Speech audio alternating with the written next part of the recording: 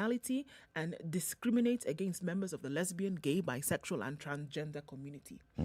They're saying that this discriminatory environment sees Kenya lose between 6.5 billion to 14.3 billion shillings per year because it is unattractive to some tourists. So, cities around the world have been rated in terms of LGBT inclusion. Then they're placed in 13 categories, and Nairobi is in 12th place alongside Dhaka, Casablanca, Rabat, Dhaka, and Almaty.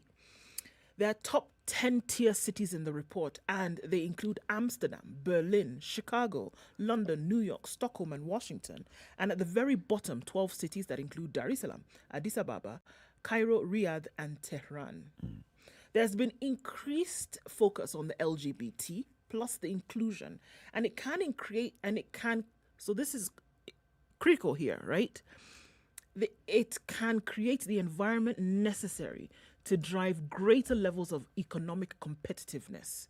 So if you include this community, and if you include, a lot of the things that those within this community can offer, what you're doing is that you're essentially creating an environment where there will be huge economic competitiveness.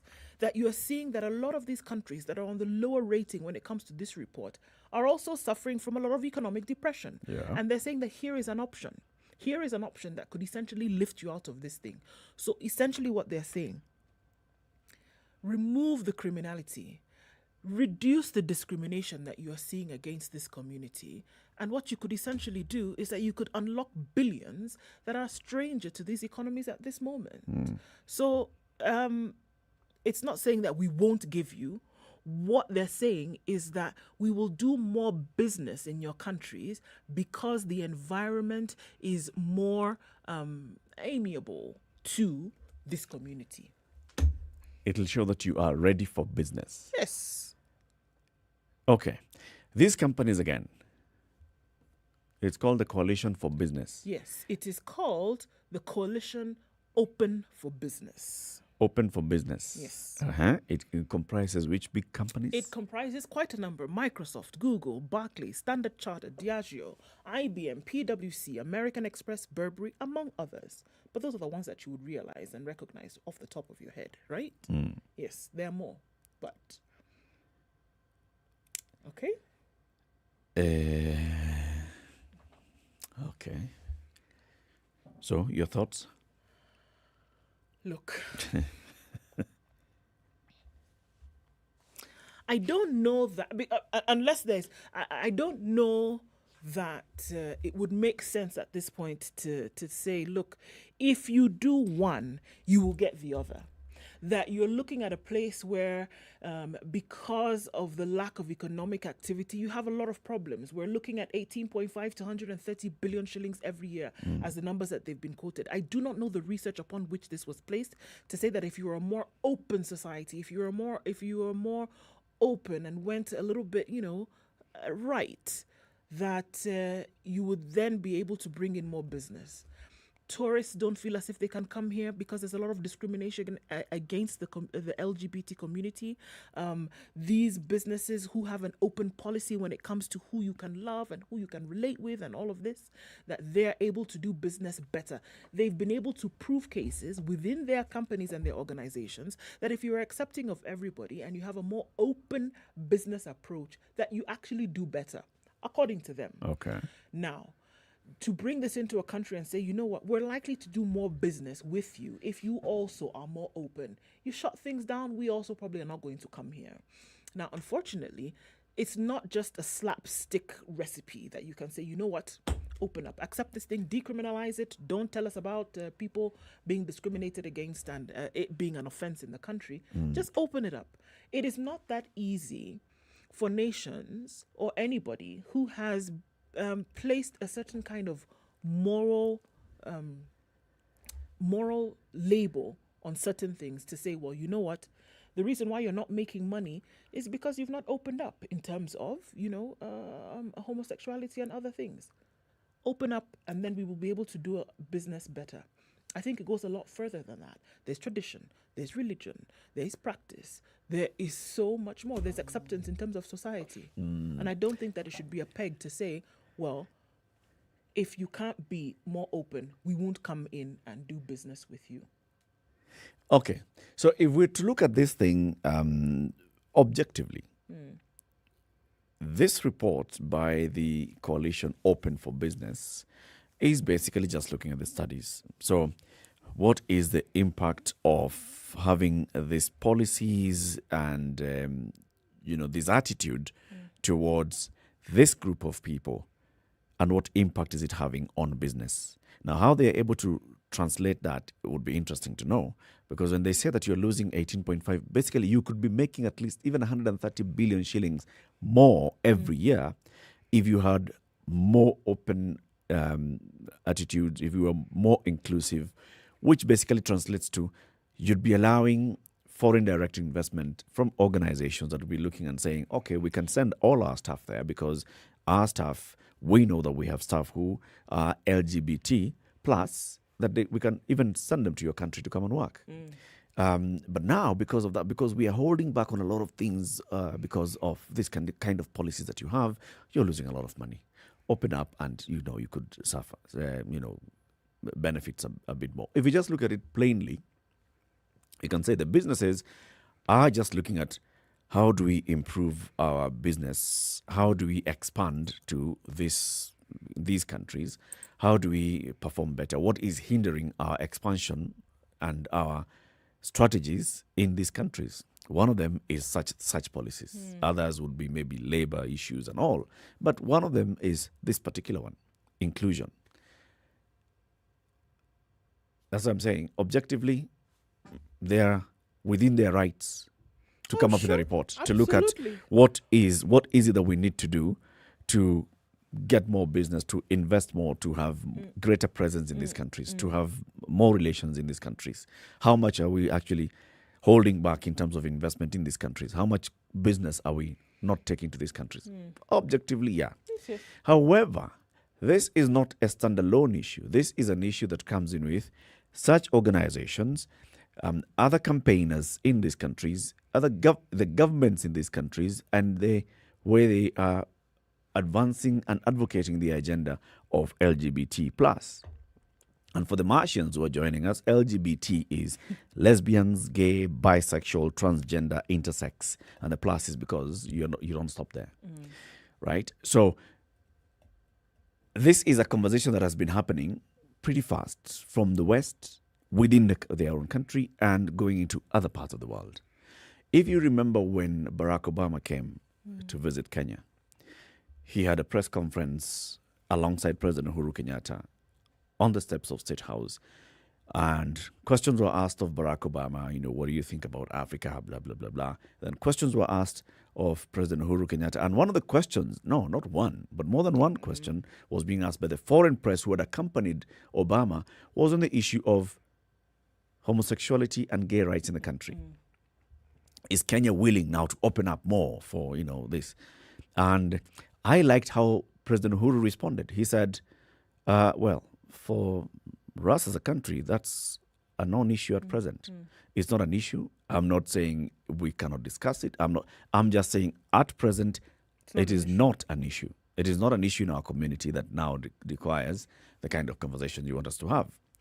The president then went to the US for a state visit, and he visited several studios. He was interviewed by Christian Amanpour, and then later, another visit, he was interviewed by Richard Quest of CNN. Same questions were asked. Same answer was given by the president. So you can see there's a move, yes, to have these conversations happen in Africa and other developing countries. Yeah. And there's a move now that's not just coming like, we want you to talk about it. It's a move of, you must discuss this. You must have this as top of your agenda. I think that's why I have an issue. I am completely okay with lesbians, gay, bisexual, transgender, intersex, LGBTQ. I have absolutely no problem. I have friends who are like this. I have relatives who I have absolutely no issue. Not a bone in me is homophobic. What I have an issue with is the pushing of the agenda. I have no issue at all with some of the people who are in LGBT in Kenya advancing this as an agenda, because they need to. They need to explain to people who don't understand them. They need not to explain necessarily. They need to talk about their issues. They need to talk about what they're going through, what they're missing out, what they're losing out by the kind of policies that are there. I'm okay with that. Have the conversations.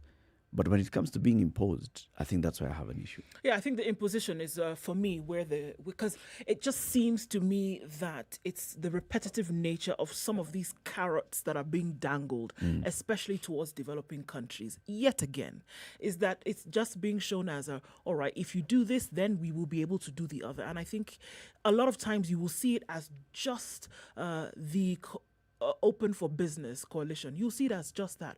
But the amount of power, just look at some of the names in this list, the amount of the amount of capital power that some of these organizations wield is unbelievable.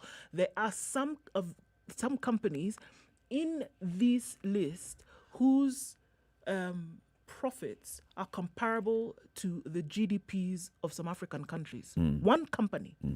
So in terms of where they play in an economy, in where they have originated from, they're right up there with government. Yep. They make some big decisions. So you cannot just see this as a coalition that is standing on its own. We're talking about power, we're talking about influence, and they're basically saying, you know what, open it up and run in a manner in which we would run. And if you ask me, it dances on the shores of sovereignty. It dances on the shores of, whatever people are going to make decisions about concerning their people. And honestly speaking, I think those are conversations you start to have when you self-actualize. When countries are not talking about providing food and basic services for their people, then they can start talking about other things. Right now, for a lot of the countries on the list that they've said at the bottom of the pile, they're not talking about things like that. Those countries are concerned about how they're going to feed their people. These countries are concerned about how they're going to make sure that the economies don't tank in the next 5 years. They're worried about how they're going to get vaccines. They're worried about how they're going to send their children to school. They're not worried about how we're going to be open and accepting of LGBT in as much as they exist. And like you said, no issue. You do what you need to do, right? But in terms of putting it on a national agenda and then hanging that basically as collateral and saying, you know what, you could actually have a lot more money in the country if you're able to do this. Yeah, it's basically saying, I'm holding back because you're not. I could release it. Yes, I'm holding back because you're not. I could even withdraw some until you do. Now, if we compare, for example, Kenya and other countries, comparisons have been made. Kenya and Uganda, for instance. Uganda has featured in international media many times because of its stance on LGBT. Right. Where the president himself has come out to speak about homosexuality, where church leaders, and the church is very strong in Uganda, have come out to speak about homosexuality. And you've seen the conversations from the international media is, look, we have seen members of LGBT community being harassed, being arrested, and being mistreated by government through government policy. Okay? Now, is it a hyped issue or is it a reality in Uganda? Is a reality in Uganda same as reality in Kenya, same as reality in Tanzania, in Somalia, in DRC, in Rwanda? Would we say it's the same? Focusing on Kenya alone, when our president said it's not an issue, I was actually waiting for the answer that he's going to give to that question. And I was like, I like that answer. Because I looked back at what does he mean it's not an issue. And he was asked several times later, he said, it's not an issue because it's not come up. The people of Kenya, when it becomes an issue, they will raise it. You will hear it. They will discuss it. They'll bring it to the fore. Do we know what the priorities of the people of Kenya are? Yes, we do. Times when I've had conversations with people around it, and like, so when you say that it's not a priority issue, what are the priorities? I'm like, the priority issues, by the way, are clear for people of Kenya. It comes with many issues. Gender issue is a priority issue in the country. It has even been put in the constitution. Issues of priority as well in terms of conversations is on the right to life and the pro-choice. Those ones have gotten to the national agenda. Yes, they have been put in there. So if we ask, what are these priorities that you talk about? We have a very clear way of telling what our priorities are as a country, as Kenya. And I'll tell you how. Since the late 90s, well, since the mid 90s, the issue of constitution and institutional reform was big in the country. Come 2000, and we go into forming CKRC. Yashpal Gai goes around the country asking people, what are your issues? And people went to Yashpal Gai's commission and said, these are our issues. Issues came. Inheritance is an issue. Issues about children accessing school is an issue. Issues about girl child is an issue.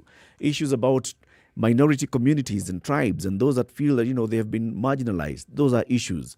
Those issues came up in the CKRC report. Those issues were discussed at length at Bomas of Kenya, and they were crystallized into these are the issues affecting people across the country. Was the issue of homosexuality discussed? Is it captured in the CKRC report? It's not. Which tells you that people in the country, these are not issues yet.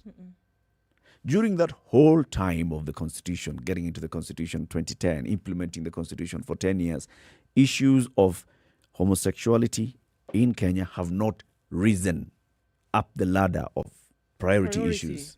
So when the president says it is not an issue yet, this is exactly what he, and I agree with him. And I think it's still at that moment, even till now. It still really is. It is. And, I think I want to take away, I'm not saying that the issues are not important. Yep. I am saying that in the ladder of priorities right now, for people in the country, I'm not even talking about government, that where people are placing their importance or where people are placing their priority, this is not featuring right now. And you cannot take it and basically shove it down the throats of people. You can't do that. It is an issue in the United States right now. They just got off the end of celebrating Pride Month, for example. Yep. It's an issue there because they're still looking at trying to get it mainstreamed. Now, sorting it out in the US, for example, which interestingly enough is the headquarters for a lot of these companies who are in this Open for Business coalition. Now, you must also understand that because it is a priority and an issue for you currently does not necessarily mean that it is an issue and priority for everybody else around the world. And again, what you see, once again, unfortunately, is this patronizing view that this particular part of the world takes when it deals with other countries. That because it is an issue for us and we've seen how we're going to deal with it, for everybody else that we do business with or for everybody else that we could relate with on one level or another, It shall that become it an almost must be, it also must be an issue for you. It cannot be that. And I think this is how states begin actually to put their own stamp on sovereignty and say, you know what, that's good. And we accept and appreciate that you're dealing with that. But just because you're doing business with us does not then mean that your issues then also must be the same with ours here. And I think we need to begin to make those distinctions. Otherwise, you continue to be swallowed up in issues that are not your own. Whereas can you imagine? Look at what's happening now with the borrowing of money left, right, and center. And then you go and add this one on top of it and say, okay, yes, well, now since we need money, it also seems as if you come to these countries when they're at a vulnerable point and say, well, you know what? You need me. You see the problem that you're suffering from right now? If you opened up just a tad more, you know what could happen? I need you to do this, and the other. This ties in with that conversation that we were having last week or the week before on sovereignty. That as the people, our sovereignty is supreme. We are sovereign, and you shouldn't just come and tell us, you know what, this is how we think things should run, and therefore you should look at things our way. No. And that's why I keep saying I'm completely pro-choice. And the choice here is for the people. If the people of a certain country think that this is a way they want to go, they'll discuss it, they will find a way, they will live with it. We have lived with homosexuality for centuries. Was it ever an issue? In some countries, yes. In some countries, absolutely not. In these own countries that you're talking about, so the Western countries, for example, in 1954, a commission was formed in the UK, headed by a gentleman called John Wolfenden. 3 years later, they came up with a report. And the Wolfenden report is quoted many times, and it talks about looking at homosexuality. This was their report. They said, homosexual behavior between consenting adults in private should no longer be considered a criminal offense. 1957. How long since 1957 did it take for the UK to openly accept homosexuality is okay? As a community, the society in the UK, the society in America, how long has it taken for them to get where they are today? And why was it not just, taken up immediately? Okay, 1957, 1958, allow same-sex marriage, let the church have, gay priests, let the community have gay priests, let even a member of the royal family come out and openly declare that they are gay. How long has it taken for us to get from where we were then to where they are now? And why should they then become an accelerated case when it comes to the developing countries? Why not allow that same pace to go on? Right. In fact, if you look at two issues, homosexuality and legalization of marijuana.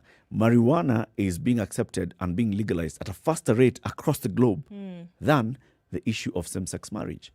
Right. Why? And I think I need to clarify again also. We're not talking about basic rights because I'm seeing a question here, a comment from John Kamau. I listened to you on this with slight bewilderment. Since when did basic rights become an issue to be addressed when we self-actualize? What does it take away from us to give basic rights to the LGBTQI community? Less food on the table, slowed economic development? Well, this is the thing.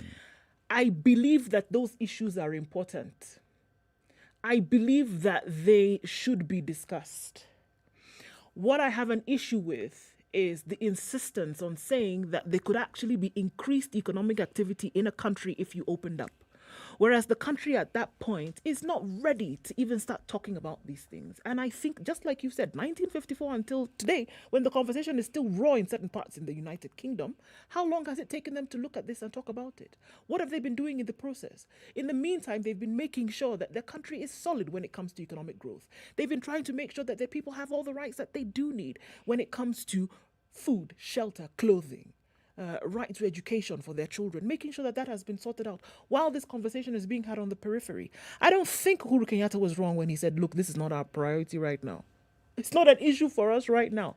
Not saying that it is not important, but saying that there are very many things that we have on the table. And I'm saying, truth be told, even as they're having this conversation in a lot of other countries, self-actualization is actually up there on the ladder, on the top rung, that they've made sure that these other things are taken care of before they start talking about this and focusing on the LGBTQI+. That there's so many other things that have taken root before they can. Because one of the major things that they make sure, are we able to continue to sustain ourselves as an economy? We're looking at the time of Reagan, for example, when he introduced something called Reaganomics, when they made sure that capital was at the forefront of everything they did. Why do you think they did that?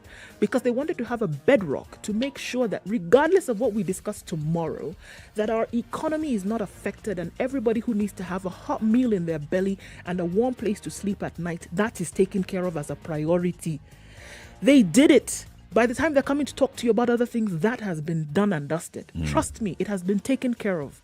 So why not allow the same thing to happen on this side of the pond is my question. It has happened organically in those countries. Let it happen organically in our countries. I think that's the main point. That no issue at all with talking about the rights and the basic rights of every human being in the country and the various issues and the various aspects of their rights. However, should it be a forced issue to discuss? If a community has not yet reached a point where, let it be. If people are not being stoned on the streets, if people are not being arrested, have you heard of police in this country going to specifically arrest somebody because of? Are they widespread cases? 28 minutes to 7. Let's hear from you as well. 0719 012 600. John Kamau, thank you for that comment. We want to hear more from you. What is it that you think about the issue of LGBT in the country? Is it a mainstream issue? Is it yet a mainstream issue? Should it be an issue where Western countries, Western companies say, okay, we'll be willing to be open for more business if you are open to this issue? Let's take a break. Take a look at traffic. As we do that, jobs.standardmedia.co.ke. Visit the website today and every day because many jobs are listed on a daily basis by various organizations seeking for employees. And if you don't get a job that is relevant to you, you subscribe, you will get an SMS or email alert. For example, today, The International Committee of the Red Cross is looking for a quality controller. The Tarako Dairies Limited is looking for supplies and store officer. Tarako Dairies Limited is also looking for a boiler operator. These and many other organizations looking for employees. Jobs.standardmedia.co.ke. Many jobs listed on a daily basis. Check them out. Find one, apply. All the best. Good morning.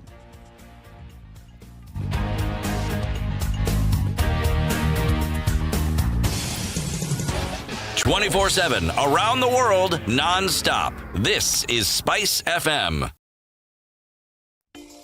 Mamboni Express Naivas. As an authentically homegrown brand with over 30 years in operation in Kenya, Naivas is excited to announce our new express store along Windy Mbingu Street, the first of our express stores in the CBD. Visit the new Naivas Express store along Windy Mbingu Street to enjoy exclusive deals and offers, as well as the same great prices on all your household shopping. Naivas saves you money. Mambo Express.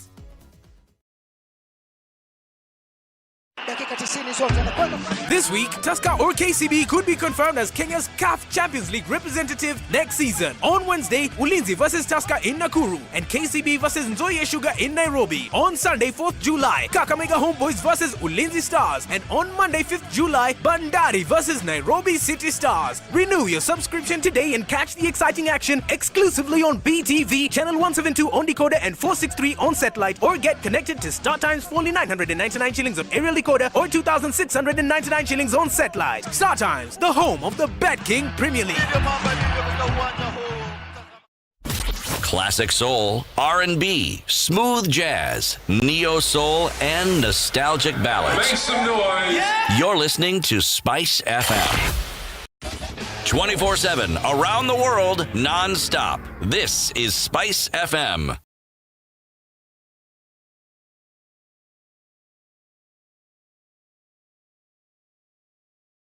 Okay, so still building up on certain parts of Thika Road today. There was that accident that slowed things down considerably, but that's opening up slowly. It's moving, so that's a good thing. You're not stuck right now. We also have some traffic on the just at the mouth of Mombasa Road now, heading towards the southern bypass. Changombe, matatus have started overlapping the ICD gate at the gate B at that area. Traffic has stalled, as so has a truck, and that has slowed things down. So anybody on the ICD route this morning, why are you slowing down? There's an accident up ahead, and that route that you thought was going to take you into the city quicker slows down considerably now because of that. Okay, so let's watch out for that, guys. Coming off then of Allsop, still that accident that involved 4 vehicles today is causing some problems, coming off of Kiambu Road, as well as looking at parts of Limuru Road, just past the village market, slows down also as you're trying to head into the city. So we're still looking at heavy traffic on Uhuru Highway, through and through, in and outbound. We'll keep an eye on things and let you know what it looks like in a short while. Spice FM KE is how you can get in touch on Twitter. Text 40127.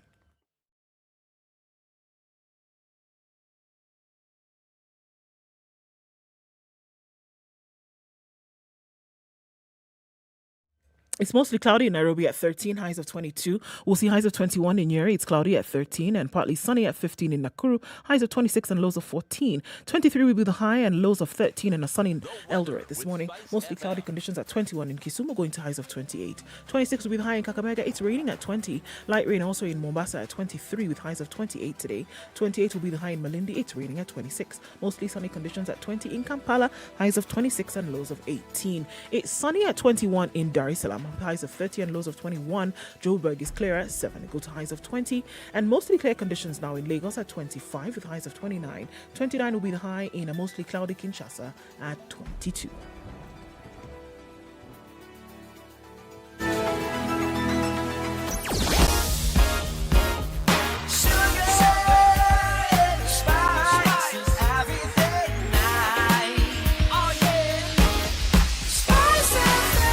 Spice up your life.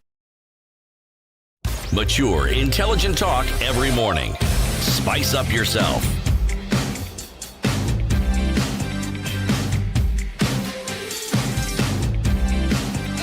Mornings done right. tonight. All right, 23 minutes to 8 o'clock. Kenya's biggest conversation with Eric Latif and Nduoko, our colleague Siti Muga, will be joining us from tomorrow, God willing. So a coalition of 27 global companies has asked Kenya to fully recognize gays, lesbians, bisexuals, and the transgender to unlock more billions into the country. The coalition, Open for Business, comprises Microsoft, Google, Barclays, Standard Chartered, Diageo, IBM, PwC, American Express, Burberry, among others. In this report titled The Economic Case for LGBT plus Inclusion in Kenya, they say Kenya is losing between 18.5 billion and 130 billion shillings every single year because of policies that assign criminality and discriminate against members of the lesbian, gay, bisexual and transgender community. It says the discriminatory environment sees Kenya lose so much money, 6.5 to 14.3 billion shillings, because it's unattractive to some tourists. So there are tourists who are not coming to the country, thereby we lose about 14 billion shillings. There are companies that would like to invest more in the country or expand even their operations in the country. Thereby, we lose 140 billion shillings because of what is being referred to as here as the policy that discriminates and criminalizes homosexuality. We're discussing that this morning and we're asking, should Kenya prioritize homosexuality? Should Kenya prioritize homosexuality? Let's hear from you. 0719-012-600 or SpiceFM KE, YouTube, Facebook and Twitter. That comment from John Kamau again. He says, listening to us with bewilderment, and he's wondering, since when did basic rights become an issue to be addressed when we self-actualize? What does it take away from us to give basic rights to the LGBT plus? Less food on the table? Slowed economic development? Any of that? It's interesting because I agree with John. I don't think it's a problem to have this conversation. My issue is what it is being pegged to. This condition whereby you're being told, have this conversation, essentially you're being told, have this conversation in order for these funds to unlock business unlock level opportunities. 4. It sounds really nice to say, like a very harmless condition that is being given. Well, things could be a little bit better for you if you actually had this conversation today. But beyond having the conversation, open up for something that they've already told you in no uncertain terms that is not a priority for the country at this time. Are we making life unbearable? Are we making life unbearable for this particular community in the country right now? As you've said, are you looking at it that it is something that is taking center stage every day, on a daily basis, in a manner that is going to catch the attention of the rest of the world, or even those people who live here? I do agree that the conversation needs to be had in terms of inclusivity right now. I agree that the conversation needs to be had. I do not agree with these conditionalities that continually force down the throats of countries who at this point are dealing with 145 million other things at the same time. I have a problem when you say, well, you know what, it could mean better economic activity for you if you open up. No, don't peg it to that. Encourage the conversation, but do not peg it to some kind of economic benefit, because it's a carrot before a horse. Yeah. It's a carrot before a horse, and you do that, you're basically swapping one thing for the other, and you cannot do that with something so sensitive. So it's a basic principle of how Western countries and organizations and institutions such as the Bretton Woods institutions deal with poor, what City calls Banana Republic backward countries with conditions. If you want to engage with me, these are the conditions. You must speak my language. You must twang like me. You must do this and the other for me to open the doors for you, for me to be able to engage with you.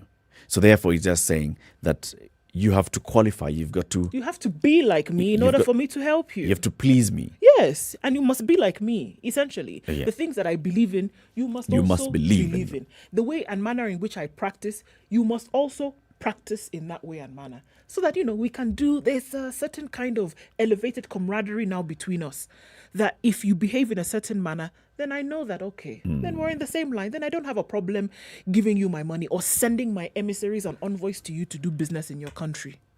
That's basically what you're saying, and I think it is wrong. Let's go to the phone lines. John, good morning. Morning. Hey, John.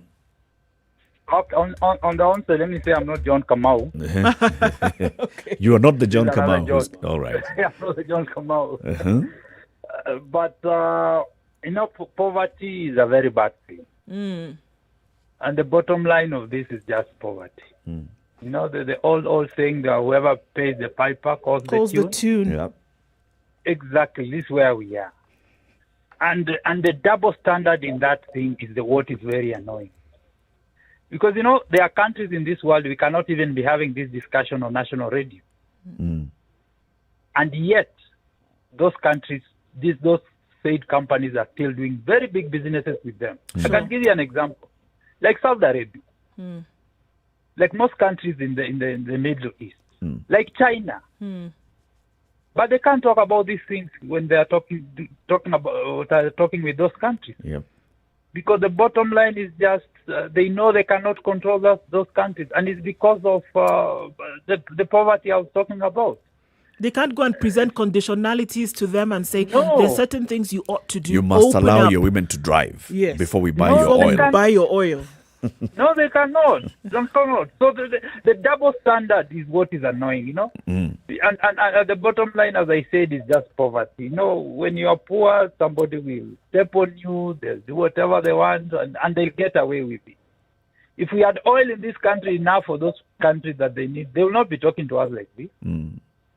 If we had some mineral somewhere, they will not be telling us about these things. But because of the poverty we have, and again, as Latif was saying, even in those countries, these things have taken years.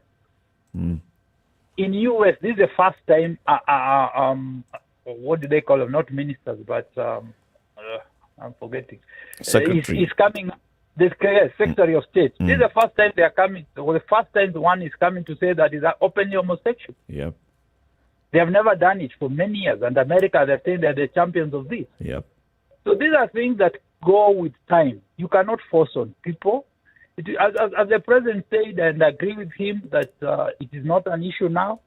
When it's an issue, people will discuss with it. I can give you an example. My children who are in their 20s now, with the way they talk about homosexuality and lesbianism, it's not the same way we had the discussion. Yep. It is so different. Times have changed.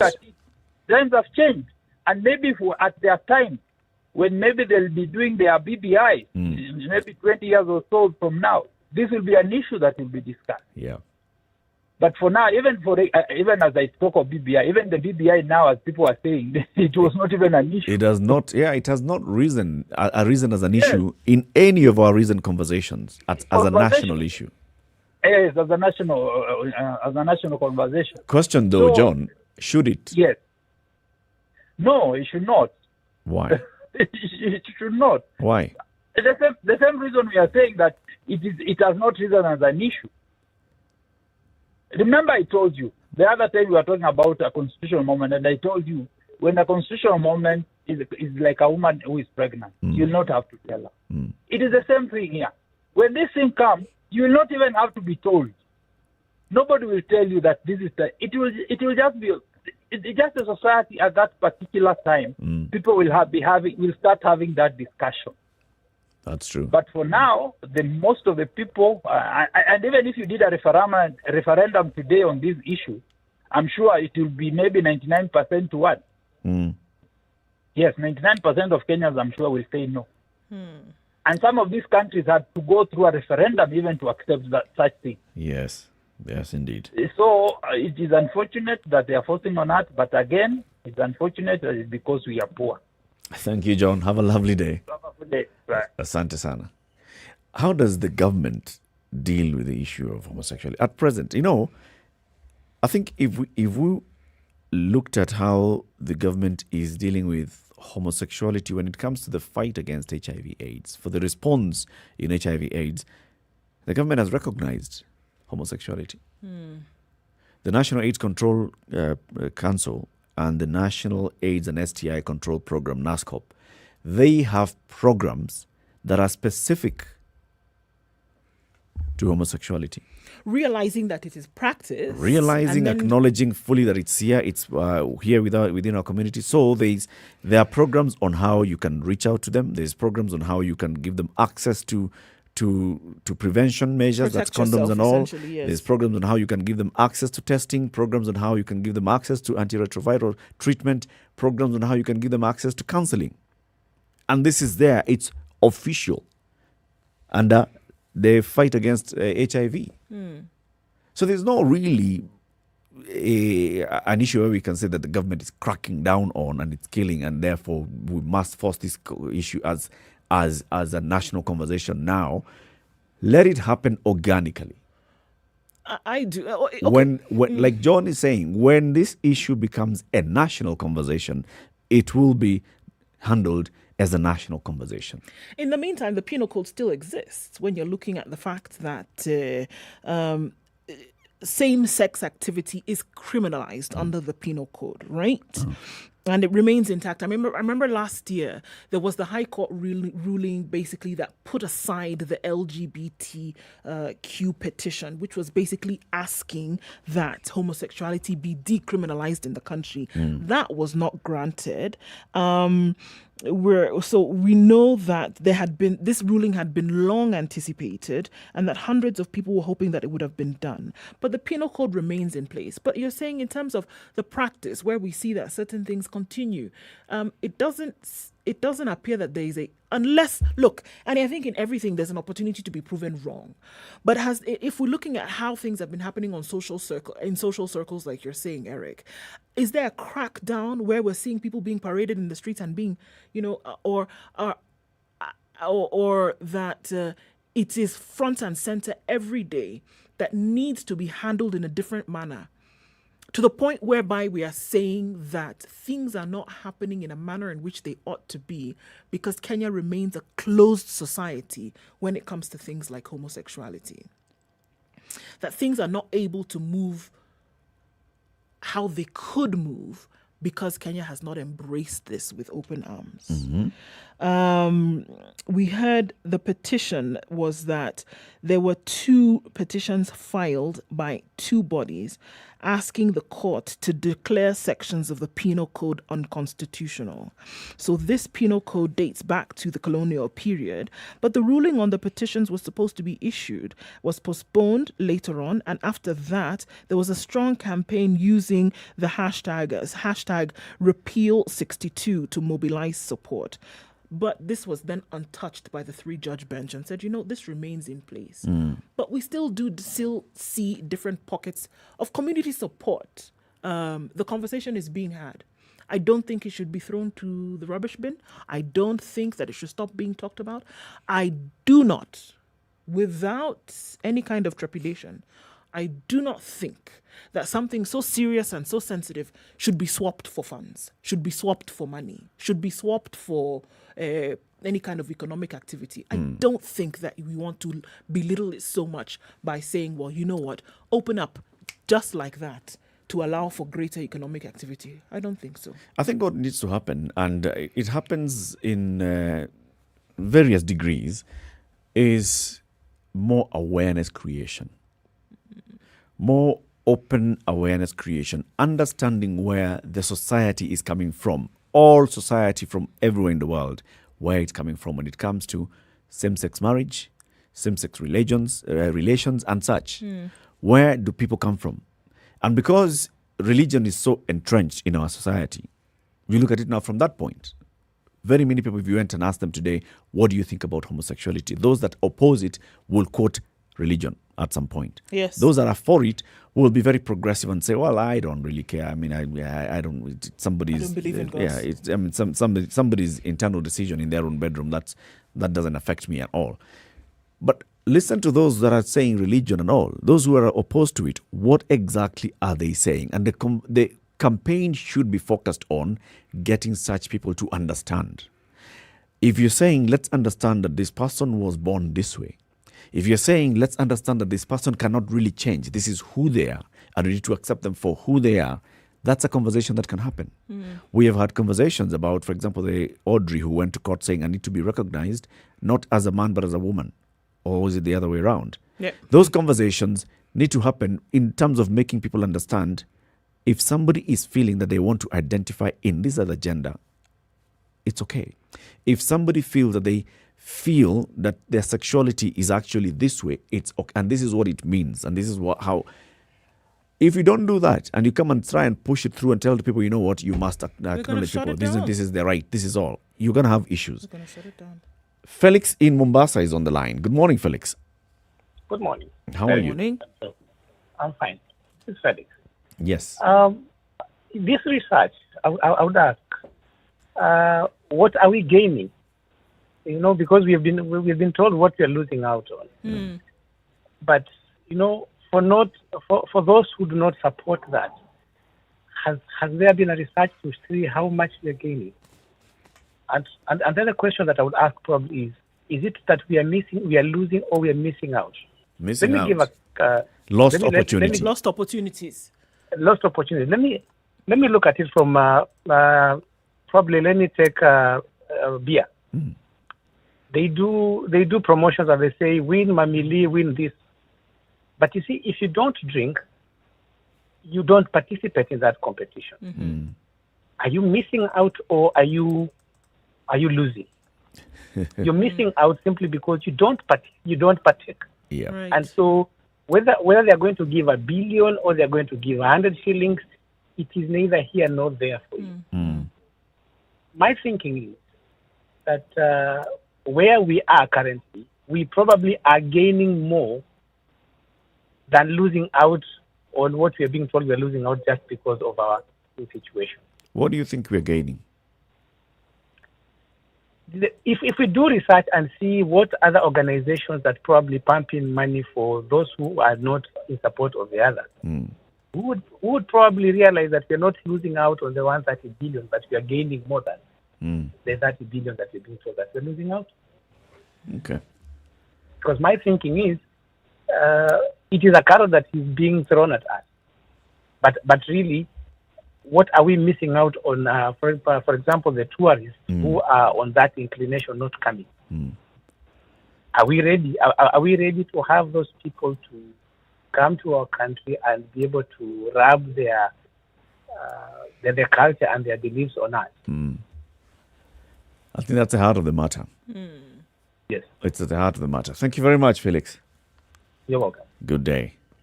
So what is this that the Court of Appeal upheld? It upheld parts of the Penal Code. For example, Article 162 of the Penal Code punishes carnal knowledge against the order of nature with up to 14 years in prison. Article 165 makes indecent practices between males liable to up to 5 years in prison. It's rarely enforced in this country. In fact, Human Rights Watch reported that they were aware of only 2 prosecutions against 4 people under this article in 10 years. Rarely enforced. It's just like prostitution. It's illegal in this country. Do we see it being enforced? We actually see programs being made to support commercial sex work. those who are in this particular trade when it comes to HIV and other such services.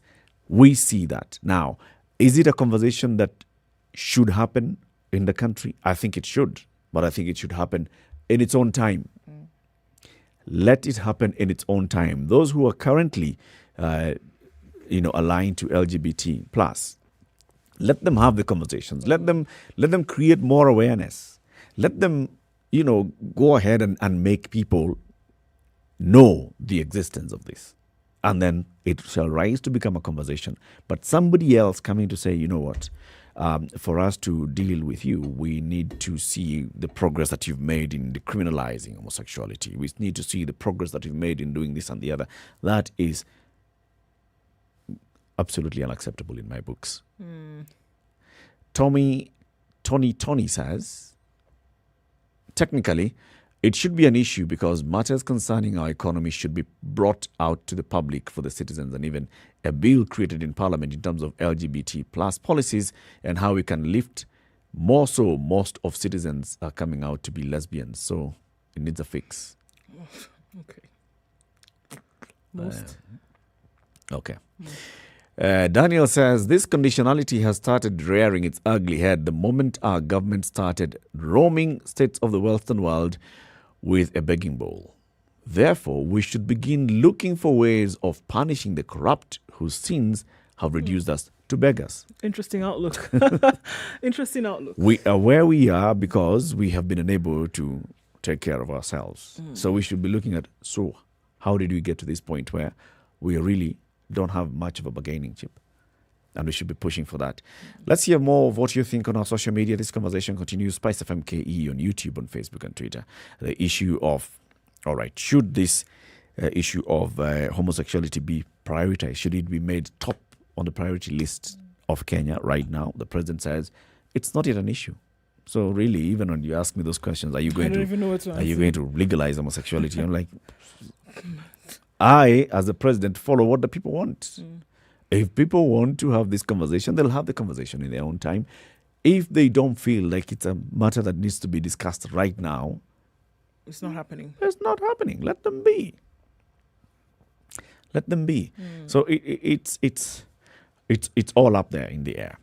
I think so. And I think, again, I think that it'll come. Just like John said, you don't need to tell somebody when a moment has come about. When things get to the point that they're agitated and need to boil over into conversation, then that needs something to be done about it on a national level, you will know. You will not need somebody, again, at the birthing, you don't need somebody to come and tell you that a woman is in labor. It'll happen.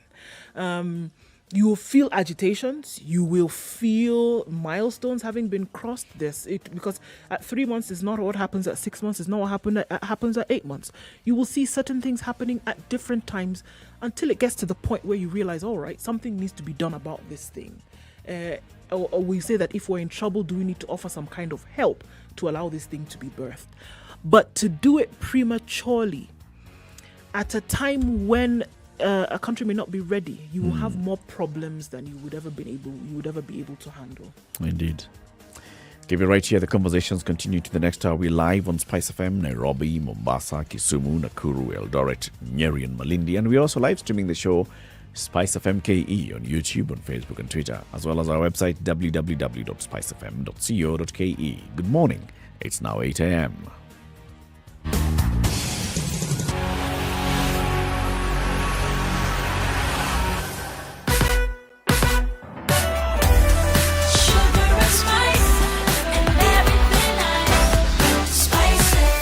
Spice up your life.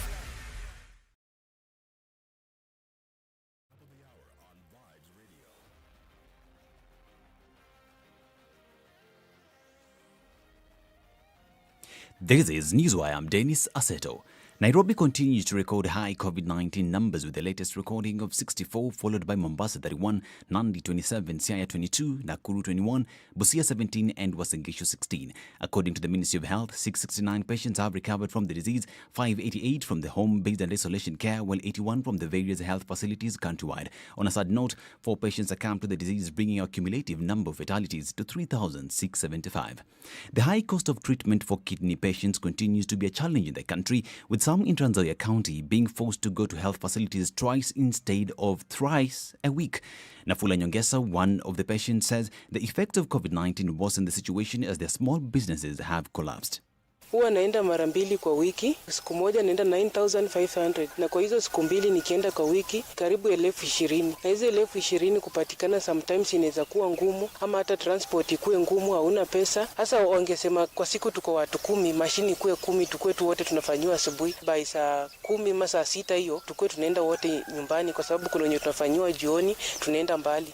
ANC leader Musalia Mudavadi has raised concerns over the poor state of the economy, saying that if elected, he will restore the country's economy. He said there's need to reduce taxes levied on Kenyans because as is, life is already tough. If God grants me the opportunity to be the leader of this country, I will lower the taxes. Tutapunguza ushuru. How will we lower the taxes? We shall fight corruption. How will we lower the taxes? We shall get rid of wastage.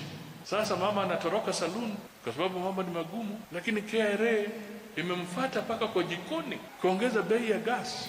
Meanwhile, Wiper leader Kalonzo Musyoka is recommending that the names of the corrupt be made public. He says it is about time that those that have been found to be corrupt be made known to Kenyans, and the relevant authorities in charge of fighting corruption do their jobs and give Kenyans the justice they've been looking for years on end. Nimeona leo orodha kubwa sana ya watu ambao wamekabiliwa na mashtaka fulani na badala ya kuface the full force of the law wanaanza kusema ni political intimidation. Na watu wameiba na ni wezi. Weka majina ya wezi Kenya hii so wajulikane. Si mimi nilikuwa vice president.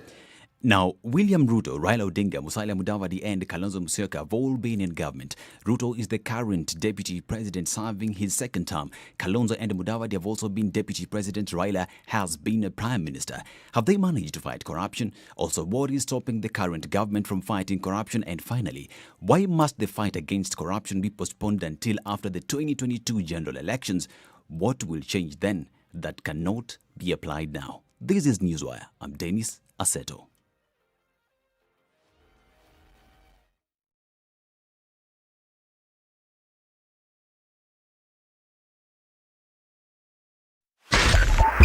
.5 Spice FM, Kisumu.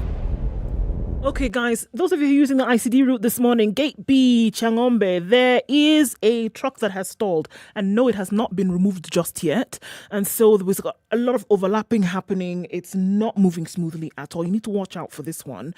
So if you're using the ICD route, or if you are planning to, you might want to stick to Mombasa Road and then join at the Olesereni corner there to get onto Southern Bypass because it's not moving on the ICD route, what you would use from behind. Okay? We also see some traffic on a Thika Road. It's locked. Locked meaning it's not moving, especially as you get towards Muthaiga Corner. If you're coming from Kiambu Road, also moving very slowly this morning. That's not where you would like to be right now. I'm sorry. Hopefully it opens up in a bit. Jogger Road getting out into the city as well. That's moving, so we're not at a chock-a-block situation either. Uhuru Highway. We also know that parts, there will be some slowdown around Westlands, even as you get onto Uhuru Highway, because parts of what was the roundabout shut down now to construction. So everywhere you go, there's a little bit of problem, guys. Let's watch out for that. SpiceFM KE, where are you stuck? Talk to us. Text us as well on 40127.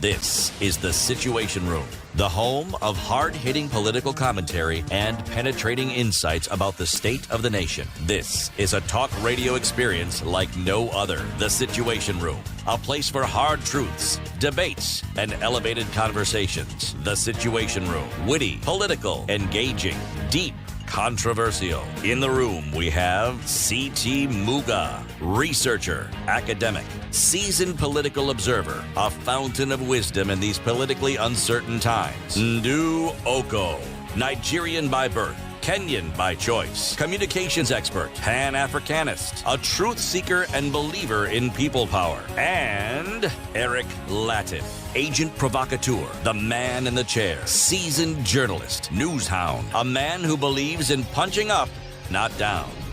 This is The Situation Room, the only way to start It's your 5 day. minutes after 8, Kenya's biggest conversation gets into the third hour. In the room with you this morning is Ndu Oko and Eric Latif. Our colleague C.T. Muga will be joining us tomorrow morning. We are live streaming the show on SpiceFM KE, YouTube, Facebook, Twitter, and Instagram. SpiceFM.co.ke is our website. 94.4 in Nairobi, Mombasa 87.9, Kisumu 102.5, 96.0 in Nakuru, Eldoret 96.7, Nyeri is 90.9. Malindi is 97.7, although we have some slight technical issue with our Malindi frequency this morning. So if you're in Malindi, just bear with us. Our technical team is on the ground. You can follow the show on SpiceFM KE live stream platforms or on KTN Home, where we're now live for the next 1 hour. Very good morning to you on KTN Home. Today's proverb, apandaye kilele hupiga kelele. Apandaye kilele hupiga kelele. One who rises to the top boasts about it. That's it. The one who rises to the top boasts about it. Right. That is the proverb. Okay? And as we were told by James Orengo the other day, if a pronoun comes before the verb and then it's followed by a noun, And the noun then becomes the subject of the verb, and now the noun, and then the pronoun becomes the proverb. Clear as mud. Yeah. Okay. That's it. Let's talk about the weekend politics. Let's do that, shall we? Okay, so there's a blame game currently happening, and I don't know who's sitting on what side in terms of who is spectating and who is the major part in this competition. But in terms of who is more corrupt, in terms of whose supporters are more corrupt than the other, and in terms of having a conversation as per, all right, well, you are giving money to Kenyans that is actually the proceeds of corruption. Who then has the right to call on whom? But what I want to focus on is the fact that a lot of truths were told, interestingly enough. And I think that's what we ought to focus on. There's a lot of fanfare and drama around the comments that were made, whether they were made on a podium in Mombasa, whether they were made at a pulpit in church. It doesn't make a difference. Truths were told. That corruption has stolen millions from the hands of Kenyans, that healthcare is actually not getting to Kenyans in the manner in which it should, that Kenya's young are not being educated in the manner in which they ought to be, that food is not reaching the tables and bellies of Kenyans in the manner in which it ought to be. Truth. And I think that's what we should focus on. On both sides, whether it was Deputy President William Ruto who was talking about the opportunities not reaching Kenyans, whether it was opposition leader Raila Odinga talking about the fact that corruption has been the bane of Kenya's negative existence for the longest time and actually needs to be dealt with, that healthcare is not reaching Kenyans, truth. And that is what ought to be the focus. That for so long, public funds have been mismanaged, stolen, till tomorrow we don't know where they have gone. That healthcare is not affordable to Kenyans today. That is actually what we should be focusing on. And Kenyans now need to deliver the individual who is going to make sure that these truths that have been told, these wrongs that have been shown, will be righted. That they will happen. So all this drama and people cheering back and forth, again, I believe it was an animal, Fisi, hyena, that was called. The wool, again, being, thrown over Kenyans' eyes. I think the realization needs to come knocking once again to say, hold on a minute. It's true that all this time we've had leaders who've not been able to deliver. What we should be looking at, even if it was just a reminder that, you know what, you can't afford your life in this country. That, you know what, you have leaders who've been plundering things, plundering the resources of this country while you still sit, at the bottom of the podium asking for the crumbs. Or as Martha Karol will tell us, waiting for the bones. You're still waiting for that. What I'm saying is that from every time somebody will open their mouth and speak about the condition of this country, listen to what they are saying. And then take that information and use it in terms of how you make a decision. They've told the truth. Now do the right thing with it. Take that truth and make it the recipe for choosing a leader who will make that thing become untrue. This is not the first time that the two gentlemen especially have talked about corruption and accused each other, thrown accusations and mud across the fence. Raila Odinga, speaking in Mombasa, says, look, we have seen how these corrupt people are. We have seen, he gave the parable of the Fisi, how this Fisi just goes, licking your blood and making sure that you die slowly. And then it comes to you and lies to you that it's championing your cause by giving you what it stole from you and bringing it to you in church. This is not the first time that we've had the former Prime Minister make this statement. This is not the first time that we've also had the Deputy President make the statement on corruption and how corruption has happened, and Raila Odinga's supervision or watch or basically just turning a blind eye. This is not the first time they've accused each other. And when they accuse each other, they actually go with specific examples. Now, are these just junior leaders in our country? Absolutely not. These are the senior leaders in our country. These are people who have access to information that the ordinary Kenyan does not have access to. When the Deputy President stands up and makes allegations about corruption, believe him, he has access to information through many ways in which he can actually tell that Nduoko has participated in corruption, or people who are very close to Nduoko have participated in corruption with the direct blessings of Ndu. When Raila makes the same statements, believe him, he has access to information that you and I don't have access to. When he says that this money is being stolen and then ending up here through the back door back to you, yet it's a fraction of what was stolen, believe what Raila is saying. He knows. So basically the two gentlemen are calling each other thief. The two gentlemen are basically saying, you know who's been stealing. In fact, you have been watching as they stole. One says, when I get to power, we shall crack on this. The other one says, it's because I'm not in power that I'm not able to crack. Same story. I look and I see these are just two people who are just saying mine is bigger than yours. And we, the people who have been robbed, are clapping. And we're, cheering on and saying, yeah, I support you because you are the one who's going to make sure that guy does not rob me dry as you have been robbing me. What's that? The whole conversation actually just points back to we the people, we the voter. We the voter should be looking back and saying, we know for sure that there is corruption in this country. We know for sure that grand corruption happens at the highest levels of government.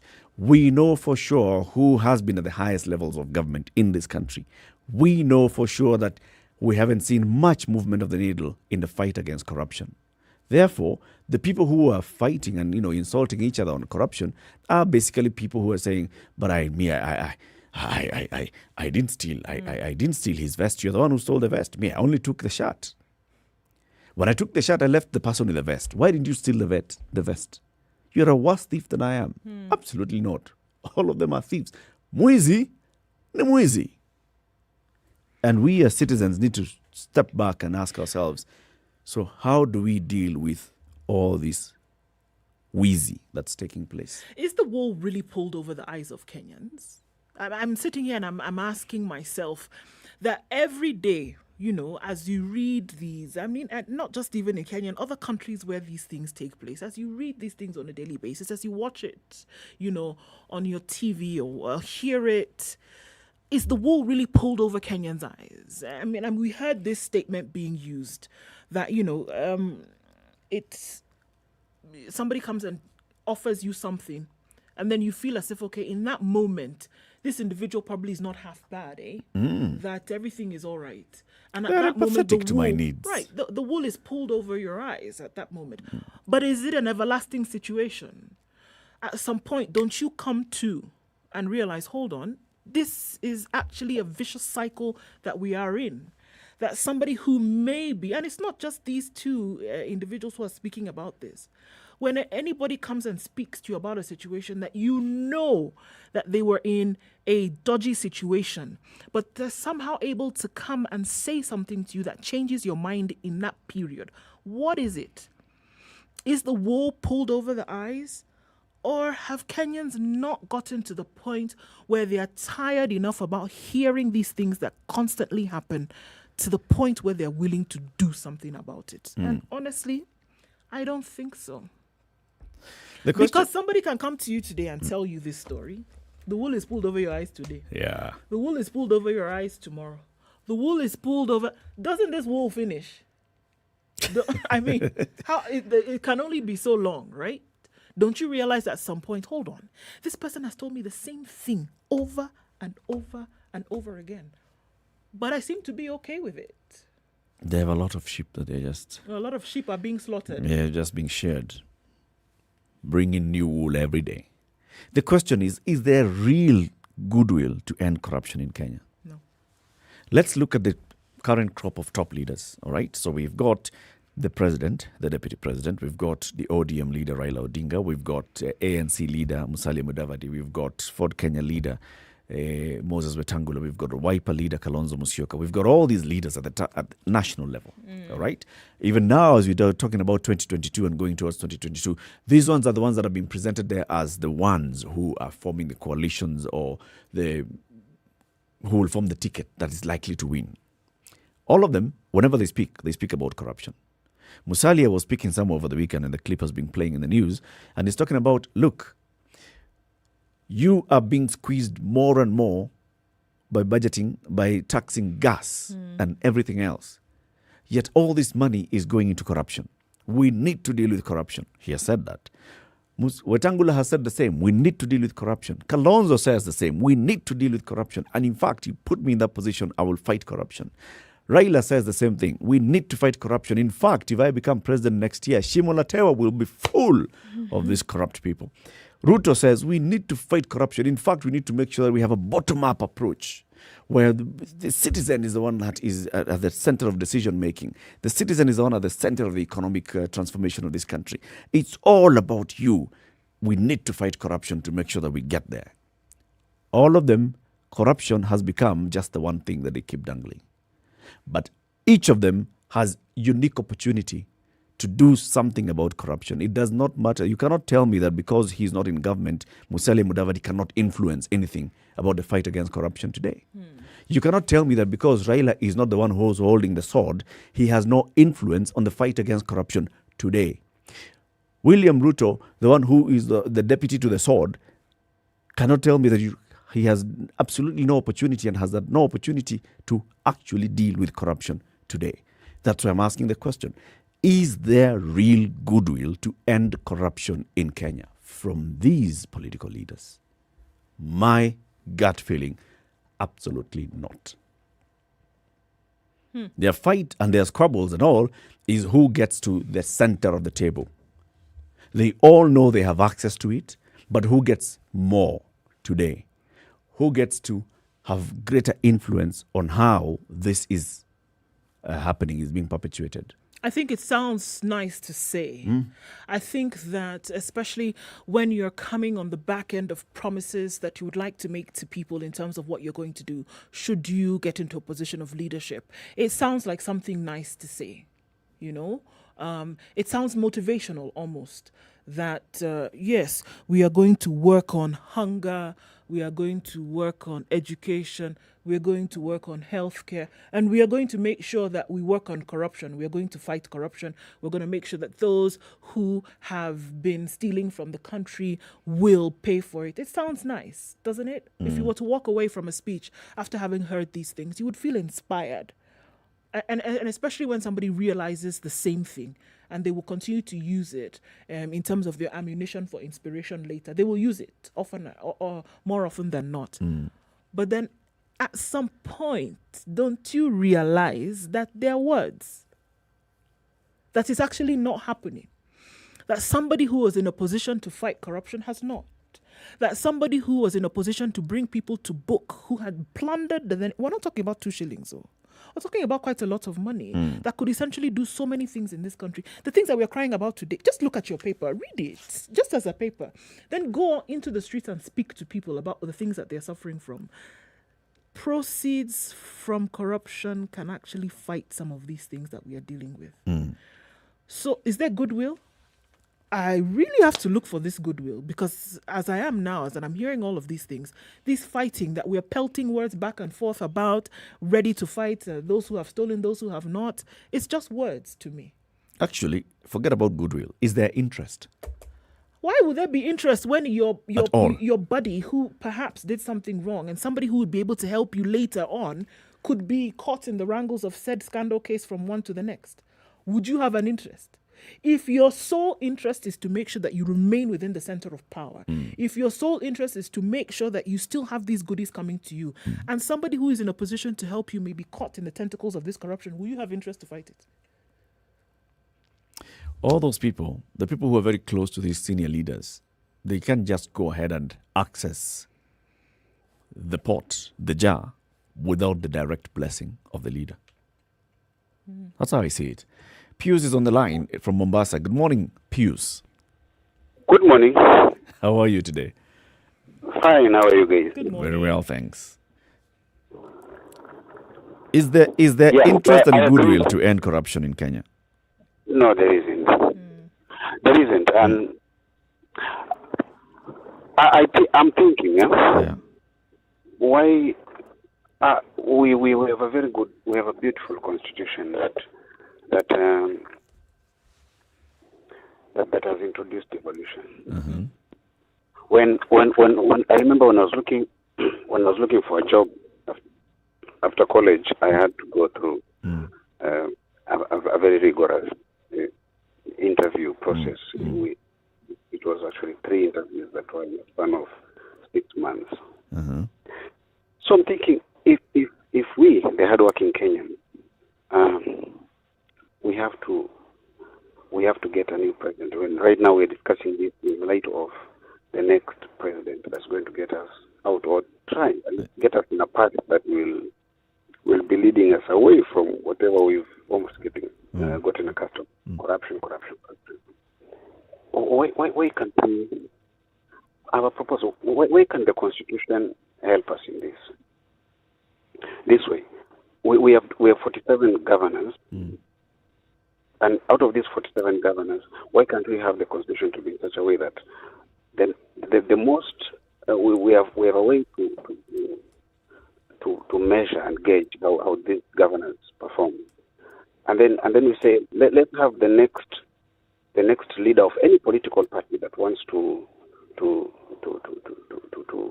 be in the next general elections contest. Let the most performing or the best performing governor be almost the automatic candidate. But why do we need the Constitution for that, Pius? Yes?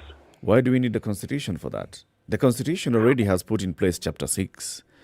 There are laws that talk about corruption. There are laws that talk about good governance. There are laws that talk about integrity of a leader. All those things are there. Why are they not working for us today? Well, it does come down to the mwananchi, isn't it? I mean, people. I read somewhere that people get the leader they deserve. The truth of the matter is that most of us Kenyans are corrupt in our day-to-day activities. So this is. I don't know if it started the other way. I don't know if it started from up, and the training went down, or is it started from down, the training went up. But it is, according to me and what I've observed, the truth is that corruption is not just a problem in the leadership. It's a problem that goes down all the way to the society. It's in the society.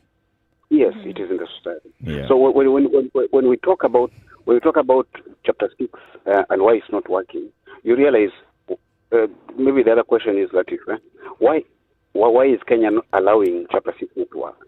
Why are Kenyans allowing it not to work? Yep. You can see that guys find ways. You get lawyers who can write beautiful arguments in court and all these things just to make sure that they go around Chapter 6, and they successfully do it. That they do it, yes. And then the voter who does not require to be questioned goes ahead and votes for the person, knowing full well the character that they're voting in.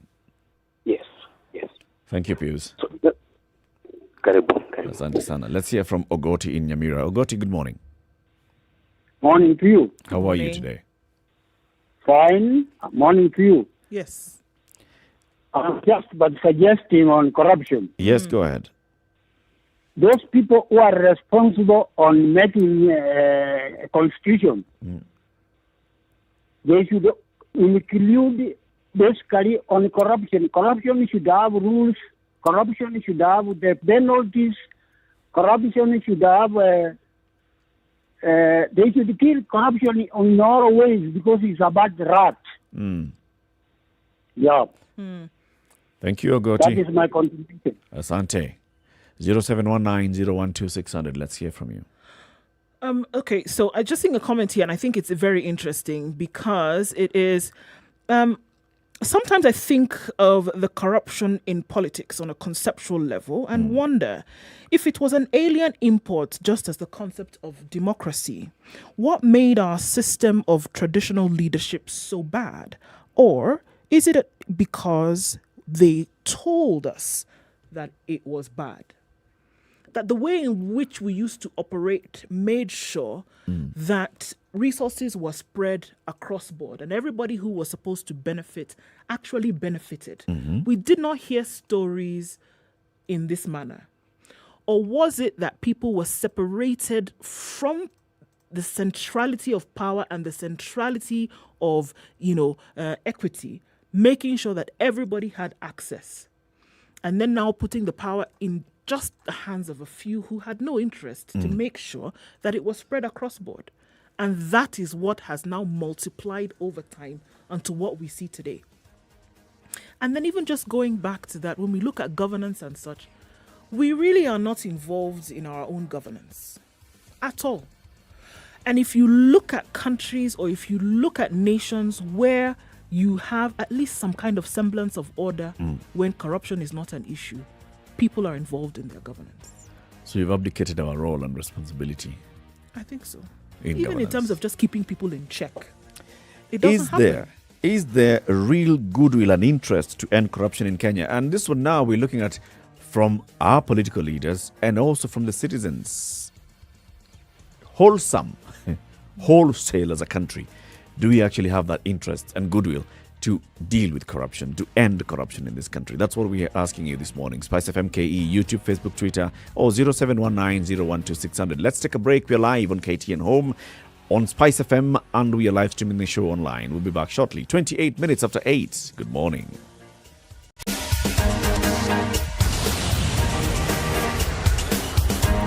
This is the Situation Room, the only way to start your day.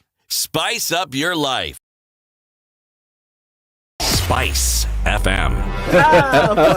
It's getting hot in here.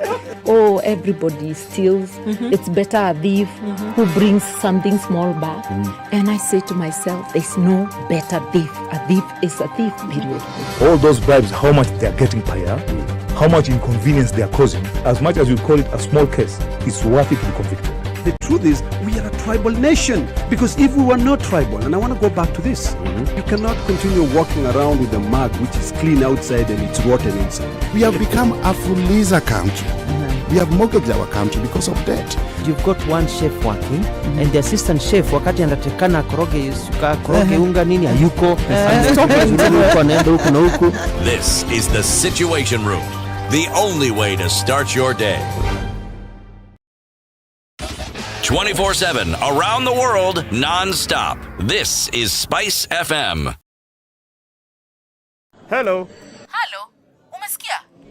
Nimesikia nini? Hujasikia habari? Hebu wacha nikuambie. Kile kimetokea. Hello? Hello? Hello? Don't wait for hearsay. Dial star 550 star 2 hash to read the Nairobian e-paper from the convenience of your mobile phone for only 20 shillings from your telecom line and stay up to date, the hottest talk of town with no additional charges. Classic soul, R&B, smooth jazz, neo soul, and nostalgic Highs of 22 and lows of 13 today. It's cloudy at 14 in Nyeri. Highs of 21, lows of 13. 26 will be the high in Nakuru. Partly sunny at 16 and sunny conditions at 16 in Eldoret. Highs of 23. 28 will be the high in Kisumu. It's partly sunny today at 21. Also partly sunny at 21 in Kakamega. Highs of 26 and lows of 15. 28 will be the high in Mombasa, where it's raining in some parts now at 24. 26 and light rain in Malindi as well. Highs of 28. 26 will be the high in Kampala. It's mostly sunny at 21. And mostly sunny conditions in Dar es Salaam at 23. It'll go to highs of 30 today. 20 will be the high in Johannesburg. It's sunny now, quite chilly at 6. Light rain in Lagos now. Those clear skies disappeared. Highs of 29 and lows of 25. And mostly cloudy conditions in Kinshasa at 22. Highs of 29 and lows of 21.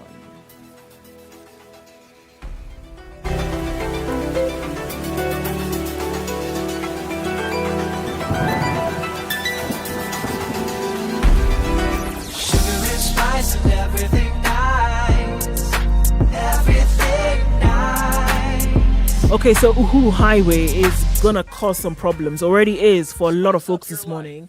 Certain parts of the ramp at Museum Hill been shut down as of Monday last week, and that continues at least for another 3 weeks, guys. So need to watch out for that. Don't plan your journey around there. Outside in order to go in. Remember that. Out, in. Okay, Mombasa Road also needs a kick today. Inbound going towards the airport, a little bit of hold up right there between, interestingly, the Standard Group and then out towards the airport. Very slow this morning. Let's watch out for that one. Also, where else is it not moving? Jogo Road, headed into the city. Slow. Far back as Hamza.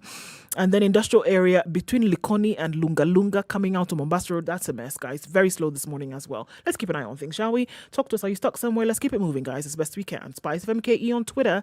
Text on 40127.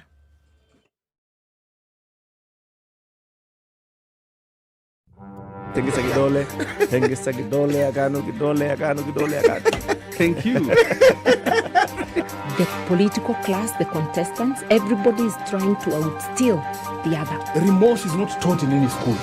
Manners is something you get from your mother. You don't get it from your political party. Why are we so unfocused as a country? Why are we spending money and resources, yet we have real challenges in this country? This coronavirus pandemic should teach us one thing, that universal healthcare is critical. Because at this point, whether you have a medical card that covers you, it doesn't matter. It doesn't matter. This is the Situation Room, the only way to start your day. Mature, intelligent talk every morning. Spice up yourself.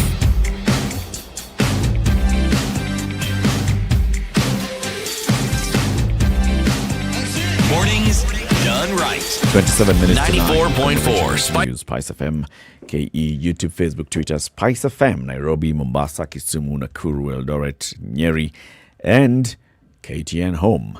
In the room with you this morning is Eric Latif and Nduoko. So over the weekend, Raila Odinga was speaking in Mombasa and he said he was asking the source of some of this money, and he's alleging that the money being dished out in churches and all by some leaders has been stolen from the Wananchi. What is the source of the millions of shillings they carry around and donate to churches? You see them come here in sheep's clothing and claim they'll fundraise for women and the youth. They are moving from place to place donating stolen money. When we take charge, all the thieves will be taken in. We will ensure they are arrested and jailed in Shimolatewa. William Ruto heard that and he thought, hey, Bwana, why are you hitting on me? He says, when they were in government, they were stealing from the youth. Now they're in the opposition. They have stolen from the sick through the so-called COVID billionaires. It's only in Kenya where the opposition pretends to run the government. The same opposition runs corruption cartels in government, and the same opposition tries to run lectures on how to fight corruption. What irony. That's the deputy president asking. We are asking, listening to these leaders, listening to the others as well. Is there real interest and goodwill to fight corruption in this country? Because when you hear them, they all talk same language. They will fight corruption in the future. Yes. They are noticing corruption now and they are calling it out now, and they will fight it in the future, not at present. John in Nakuru, good morning. Morning to you. How are you? Are you Latif and Do? We're fine, thank you. Morning. What I'm thinking about this contribution, yes, this generation of senior politicians, there is no way they are going to help us. For example, now let's talk of the DP. He was in YK 92, and from that all that period, what has he done for the youth?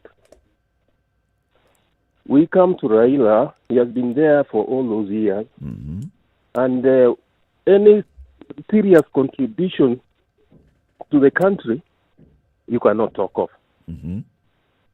I think we need to get a new blood. Forget about all these senior politicians we are talking about. Yep. If I can remember somebody like Njeruga Rangu, we have Gitobu Imanyara. Those are people who are very serious on whatever we need in Kenya. And where they went, they need to come out. They need to come back. Come back and Thank you, John. Yeah, thank you. Thank you very much. Duncan in Oyugis, good morning. Good morning. Good morning. Hi, Ndu. Hi. I'm hearing all this corruption and poverty things. These are slogans. We are back to election time. Guys are out there speaking slogans. And when someone says, I'm going to finish corruption, and our granaries are open for sale, anybody can raid our granaries at any time. We should have made it so difficult for anyone to raid our granaries, and then we say, we are going to stop this habit. But what we have currently is someone called a very corrupt person telling us he's going to stop corruption, Another one is called Lord of Poverty, and he's here fighting poverty. Now, we are back to silly season. This is a time when people will tell you heaven and earth. So But as a they're voter not then, going to give us- as a Yes. voter, Duncan, when all this, is being dangled at you, what should you do? Right. People should start asking the hard questions. I'm going to stop corruption.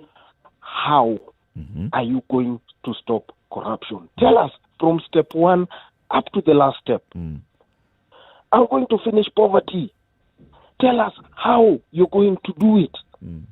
Then we can now listen to you speaking facts, not slogans. We are going back to Tialala. But wouldn't it make a bigger impact if somebody tells you this is... Because for me, we always...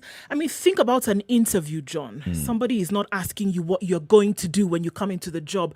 They're looking at what you have done in the previous job that you have towards this particular thing. Nobody is asking you about what are you doing in the future when you have a job interview. They're asking you about what you've done previously that can show me you can do this Your job. resume gets you a seat Absolutely. at the interview table. Yes. Thank you very much, Duncan. Have a good day. Okay. SpiceFM KE, YouTube, Facebook, Twitter, and 0719-012-600. Is there real interest and goodwill to end corruption in the country? Politicians, like Duncan is saying, we are back to sloganeering season. We are going to fight corruption. The dragon is going to be slain by I. Who is going to take this from you? Emmanuel is Isibania. Good morning. Good morning. Good morning.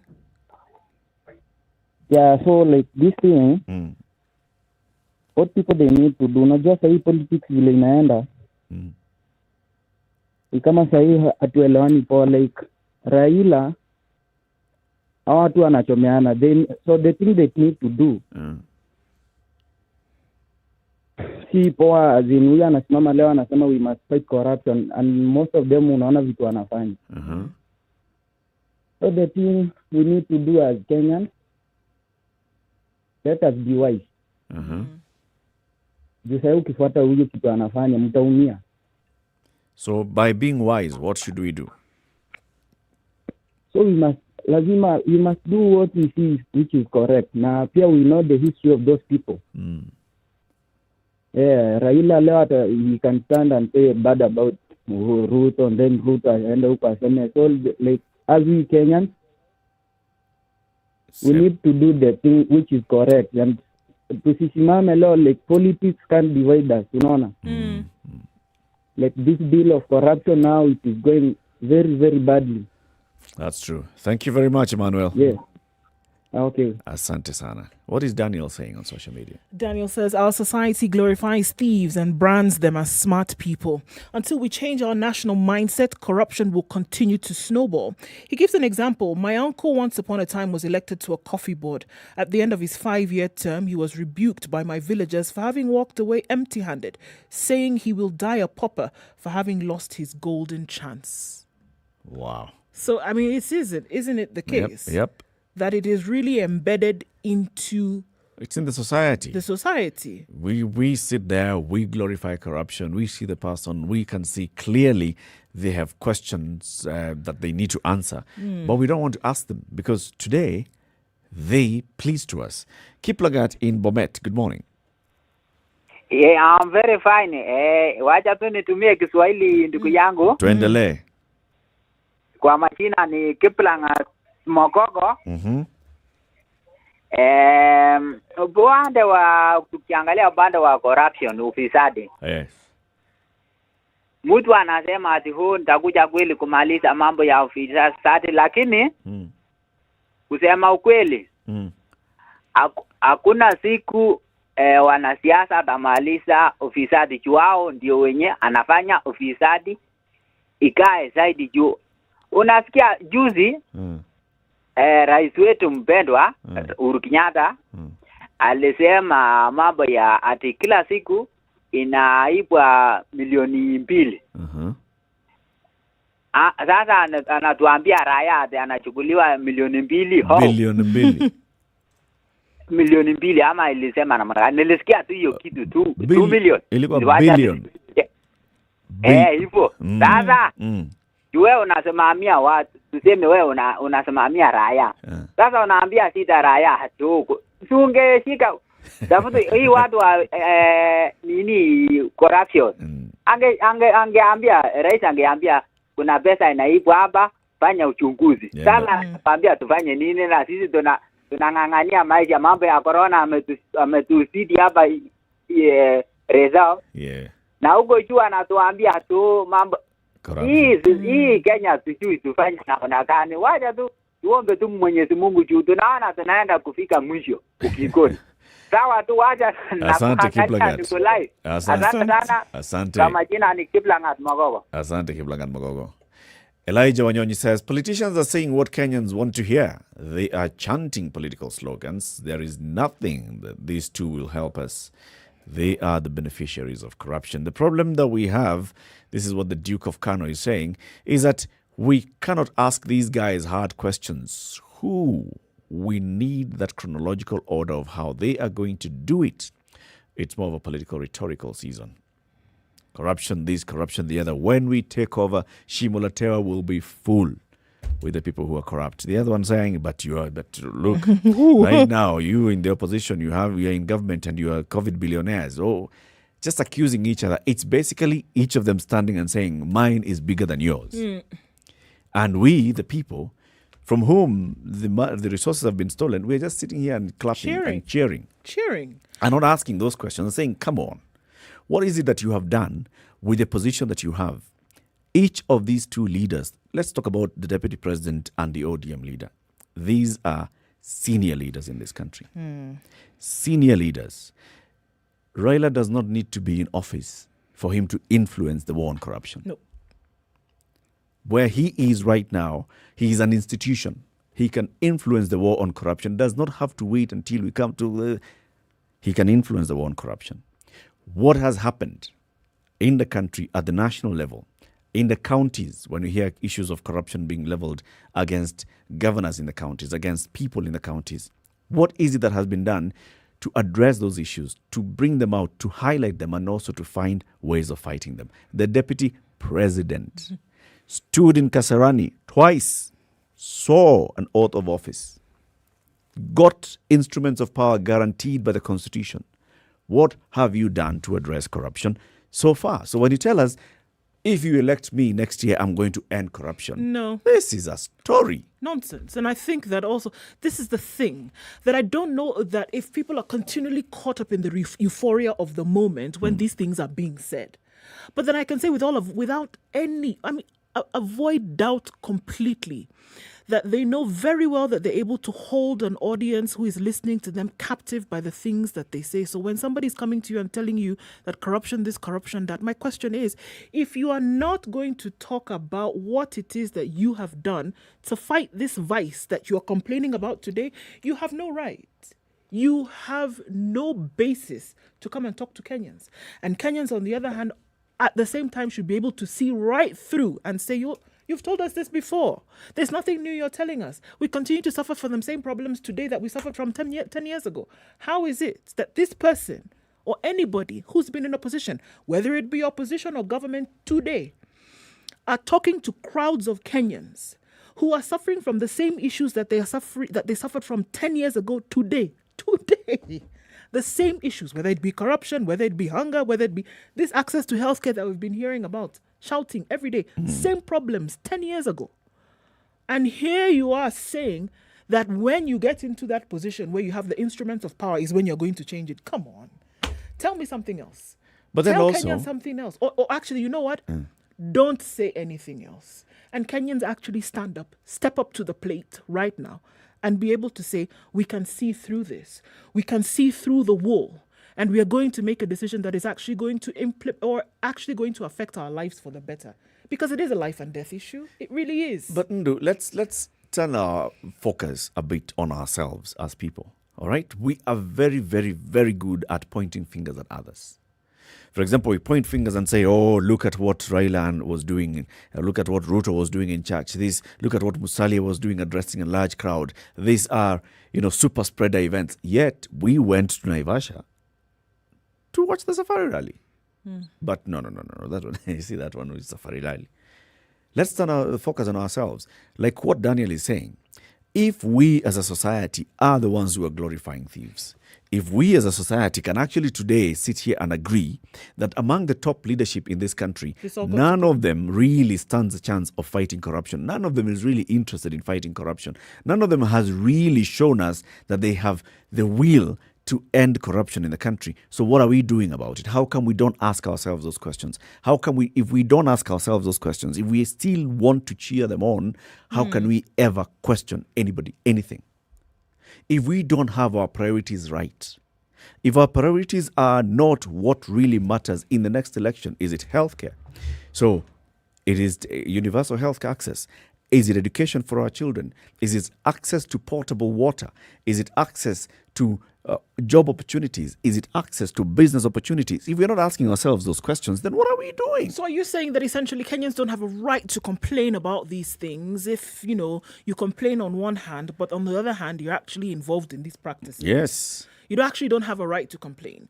If we are really serious, if Kenyans are really serious about changing the course of things, the manner in which they're happening today, then you have to drop one and pick up the other. You cannot be involved. You cannot sit on the fence. You cannot cheer somebody on when they speak about these things and then come and complain about them in the closet later. You can't do that. You can't. It has to be a clear position. We want this thing to end. We are interested in living in a country whereby we are fighting at the vices that continue to affect us. And we're not just talking about security where you're kept safe, but security of your economy, security of your livelihood, security of your healthcare, security of your basic rights. If those things continue to be affected and you have a hand to play in it, then you don't have a right to speak. We don't have to. Let's go back to the lines. Baya in Kilifi, good morning. Good morning. Is there goodwill and interest in fighting corruption? Mimi kwa mtazamo ni kwamba former prime minister kusema kwamba akiingia kuongoza atapiga vita ufisadi, hapo ni makosa. Kwa sababu wakati alipokuwa kwa opposition alikuwa ana expose every corruption that ilikuwa iko. Unaona? Sasa sahi ameungana na serikali, sahi hujawahi sikia hata siku moja aki-expose mambo ya corruption. Anasema serikali ni safi. Mbona wakati ule alipokuwa yuko kwa opposition alikuwa ana expose every scandal? Unaona? Sasa hii anamwambia the president kwamba ile pesa anatoa kwa michango ametoa wapi?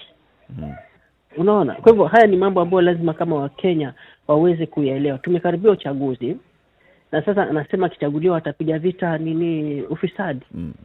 Atapiga kutoka wapi? Kwa sasa yuko kwa serikali, ananufaika na serikali, Wakenya walimpigia kura. Unaona? Sasa hivi anasema kwamba ufisadi ambao uko kuna ufisadi akiingia atawachukulia hatua. Hatua gani atawachukulia? Unaona? Wale magavana wote ambao wamehusishwa na ufisadi hakuna hata mmoja ambaye kesi yao imemalizika. Ni kesi za ufisadi zinaendelea mpaka anatoka kwa uongozi. Unaona? Kipengele cha sheria kwamba sheria inahitajika ibadilishwe kwamba labda gavana akiwa akipatikana na ufisadi awe anaweza ku step down, atoke kwa ofisi. Kabisa. Lakini hakuna kipengele cha sheria ambacho kinaweza kuwachukulia viongozi waweze kutoka kwenye mamlaka ama kusimamishwa kidogo wakati wamepatikana na issues za corruption. Kweli kabisa. Thank you Baya. Kama Wakenya lazima waweze kulichambua na Wakenya wenyewe wafahamu kwamba hakuna viongozi ambao watawatetea kwa sababu kila kiongozi anaangalia maslahi yake ya kibinafsi. Kweli kabisa. Ali Mombasa, good morning. Ali. Let's go to Eldoret. Tanui, good morning. Hello. Hello. Yes. Yes, Tanui, good morning to you. Yes. Good morning to you. Good morning. Is there will and goodwill and interest to end corruption in Kenya? Well, there isn't among those who are at the top. Because The common man has no chance to go around the country telling people we should elect who. Yeah. Those people who move about have the chances. So we may not communicate as Kenyans. There is nobody we trust who leads us towards that area where we will condemn corruption and refuse the leaders who are corrupt. So they have all the chances. They move about using our money. Are we willing as citizens to end corruption? We are willing as individuals, but we have no chance to go move about so that we can tell each other to refuse so and so. Those people have the chances. They move about. Okay. Yeah. That is why we will continue suffering. Okay. Yeah. Thank you. Thank So you very there much, is nothing we can do. It is only you who are informers, Asante sana, who are Chinwe. supposed to tell us. All right. So let's see also what others are saying. It's interesting. Larry says, I have to say, however much we are tired of corruption, it's never going to end, he says. Diluted maybe, but never watered down. There's a thing money does to a man. As citizens, we are pieces on a board and the politicians are the players. We should learn to fend for ourselves henceforth. So are Kenyans allowing themselves to continue being pawns on this chessboard? Sounds like we've given up. Absolutely. It sounds like you've abrogated even your right to say, you know what, it's okay. These guys are in power. It's the same thing. They have the power to move about. So we have to wait for them to come and tell us. We're also pawns on a chessboard. So we are waiting for them to move us about. Yeah. As though there is no thought, there is no internal will. We are basically there is no sitting desire. back, waiting for the goodwill of the leaders A handful. to stop doing what they're doing. Hopeful that they will stop this behavior and then we can move on. Yeah. Here's newsflash. It is not going to happen. Left to their own will and whim, an individual, a human being, by design, by nature, will not choose the right path on their own. Yeah. Karuga says, this happens election after election. An overhaul is the only way to curb a vice such as corruption, but an overhaul is difficult to achieve because it runs deep and a majority of those in charge are the perpetrators. Exactly what defines cartel. Same group, reading from the same script, saying the same thing, doing the same thing. Benji Ndolo says, to say corruption is in the blood is to oversimplify a very complex phenomenon. We are missing the point. Opportunities in this country are few and far between, so mostly structures around connections, capital, and cream. What are you saying, Benji? Does that mean that because opportunities to steal are few, that's why we have That's why those that are stealing are stealing. Are stealing, because there are few opportunities. No. How about just getting the job done? I think one thing we often, it doesn't even feature in the minds of people that if you do your job, the benefits that actually come to you and those around you far outweigh the benefits that would come to you when you steal a little bit off the top or even a lot off the top. But then again, I always say, it's not the interest of the people that's at the heart of the matter when a lot of these people come and ask you for your vote. It is not. That's why we have these huge corruption scandals that we see. I don't think it's a simplification of an issue when we see that it is ingrained. Because when we talk about something being ingrained, it's not just the person who is practicing it, but even those who are accepting of it also realize that this has become a way of life. Yeah. That's what we talk about being ingrained. And unless that is overturned, this complaining that we are seeing, this, you think it's bad now? It's going to get worse. Another comment here says, why are we claiming corruption? We are the ones who are making the same mistakes but expecting different results. We are electing the same thieves over and over and over and over again but expecting them to help us. Yeah. On that note, goodbye to our audience on KTN Home. You've been with us since the top of the hour, but switch over to SpiceFM because this conversation continues on SpiceFM. If you're in Nairobi, 94.4, Mombasa, 87.9, 102.5 in Kisumu, Nakuru is 96.0, 96.7 in Eldoret, Nyeri is 90.9, Malindi is 97.7. And also you can live stream the show on SpiceFM KE, Facebook, YouTube, Twitter, or our website, www.spicefm.co.ke. It's 4 minutes to 9. Good morning. This is the Situation Room, the only way to start your day. Spice up your life. Sugar and spice and everything nice, just the way you like it. The Spice Drive. Did you have a great day? I hope you did. I intend to make it better from 3 p.m. to 7 p.m. I'm going to be taking you home nice and chill. Everyone is welcome aboard. The hashtag is Spice Drive and, of course, SpiceFM KE on Facebook, Instagram, and Twitter. The Spice Drive with Monique. The official soundtrack of getting you where you need to be. Mature, intelligent talk every morning. Spice up yourself.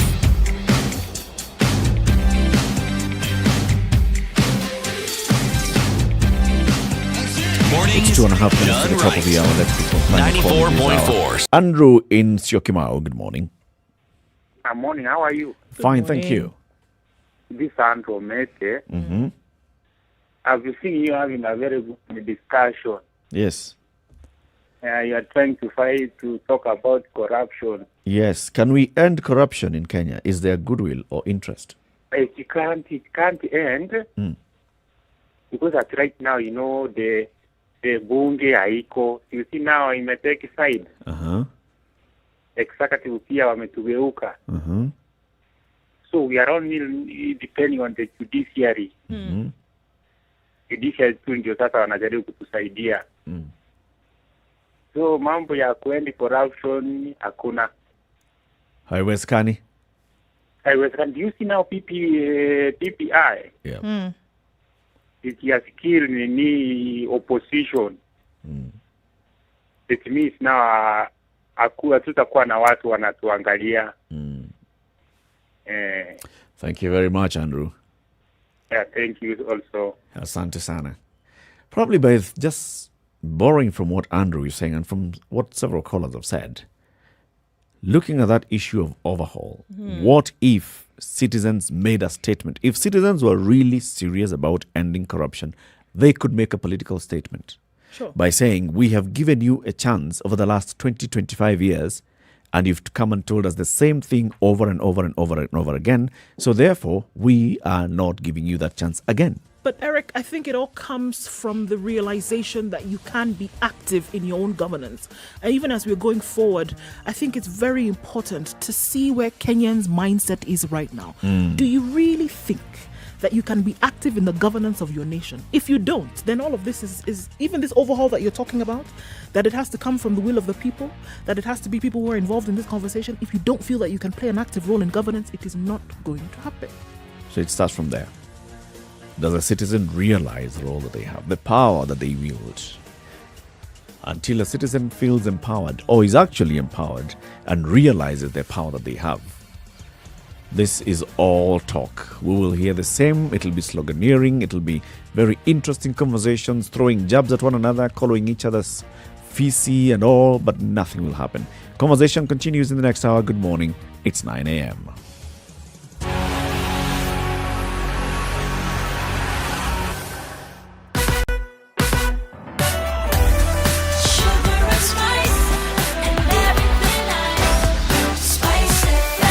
Spice up your life.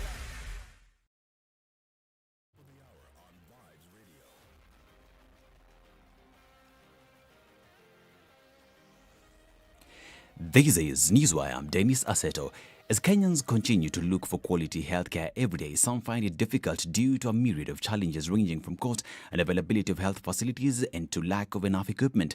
In Trans Nzoia kidney specialist Jedida Wamala says the county has 5 dialysis machines which cannot be used by 40 patients at a time. Bredi tuko na wagonjwa 40 na tuna mashini 5 na vitanda 5. So unapata kwamba wagonjwa wengine wanakuja wanarudishwa nyumbani kwa sababu ya kutokuwa na nafasi kwa hicho kituo cha serikali cha dialysis. Figo ndio huwa inasaidia kuondoa uchafu ndani ya damu. About 10 girls between the ages of 7 to 17 in Kwale County have been rescued from forced marriages. The girls were forced by their parents into marriage despite their young age. Some are those that got pregnant after being raped and their cases solved out of court. The girls have been rescued and sent back to school. Statistics indicate that 60% of girls in Kwale County have been sexually abused, undergone FGM, and others have been forced into marriages. A section of leaders from Baringo County have torn into Deputy President William Ruto's presidential bid, stating that Ruto's was a personal venture and not intended to benefit the country. Speaking after a closed meeting with the KANU chairperson Gideon Moi, the leader stated that Ruto's past is marred by corruption allegations, which isn't good for the community. Na ukiangalia viongozi ambao wako pamoja na Gideon Moi na uangalie wale wako na kijana wetu Ruto, tayari unajua ile barabara Ruto wako anapeleka watu wa Kalenjin, anawapeleka katika opposition direct. All those who have become president, it starts with closed door meetings. Where you knock out all the chairs and you say you want to use another formula. Tunatuomba Mwenyezi Mungu kwamba tashika ile majaji wafanye ile ruling nzuri, BBI irudi, Mogotio ibaki. Unajua bila BBI Mogotio inaenda. So tuombe BBI kuje, Mogotio ibaki. President Uhuru Kenyatta is this week expected to embark on a tour of the lower eastern counties of Machakos, Kitui and Makueni. The tour is scheduled to start tomorrow, coming at a time a section of leaders had accused the head of state of taking goodies to his handshake partner Raila Odinga's region, neglecting the other NASA strongholds. However, leaders from the region are now expecting the president to come with the development agenda for the region. Thwake Dam, the biggest dam in the country, going on at 39 billion shillings. Maji hayo tuyatoe Thwake Dam, tulete kwanza. When the president comes to our region, we are going to insist on certain pronouncements be made.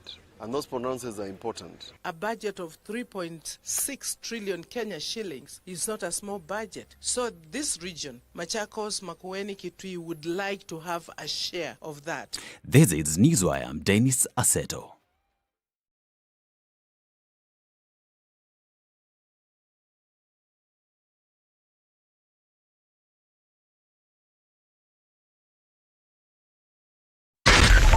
.4 Spice FM, Nairobi. Goodness me, the ICD route that was providing some good reprieve every morning in traffic today is not doing just that. A lot of traffic on this road. Because of that accident that happened earlier on, things have shut down a little bit, especially right at Gate B at Changombe. That's not happening at the moment. So if you're headed in that direction, you can't use it and you will not be as smooth getting to the southern bypass as you would before. Best bet right now is probably to stick on Mombasa Road. It's going to be slow, but then you get to the turn off at the southern bypass and then out towards the Langata Road in record time. Sticking on the ICD route might not give you the best option at the moment. Okay, so we're also looking at traffic along Huru Highway, in and outbound, guys, through and through into the city. Ngara, thumping with traffic as usual. You want to use Wangari Maathai into the city. It's better for you now. You're going to have to anyway, because getting to the Museum Hill ramp is not going to be a walk in the park. Some traffic coming off of Thika Road as well. Kiambu Road is jam-packed, joining with Muthaiga Square. At the Pangani underpass, you're going to see some issues as well. Shouldn't be too crazy though. Limuru Road moving along now smoothly. Not yet bumper to bumper, not bumper to bumper as it was before. Still in traffic hour right now. Let's take a look in a short while and see how things open up, shall we? Talk to us. Are you stuck somewhere? Find a good route. Tell us that. SpiceFM KE on Twitter. Text on 40127.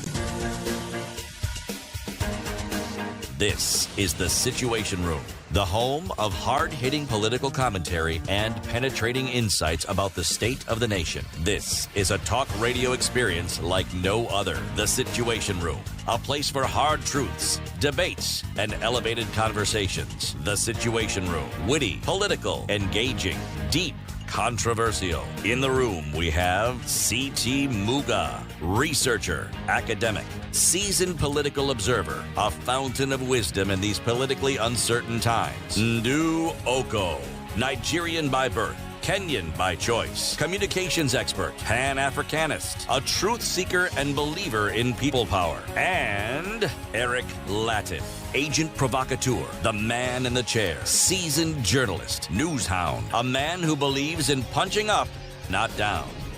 This is The Situation Room. It's the 5 only minutes after way 9. to start Kenya's your biggest day. conversation enters the 4th hour. Thank you very much for tuning in this lovely Monday morning. With you in the room is Nduoko and Eric Latif. Today's proverb, apandaye kilele hupiga kelele.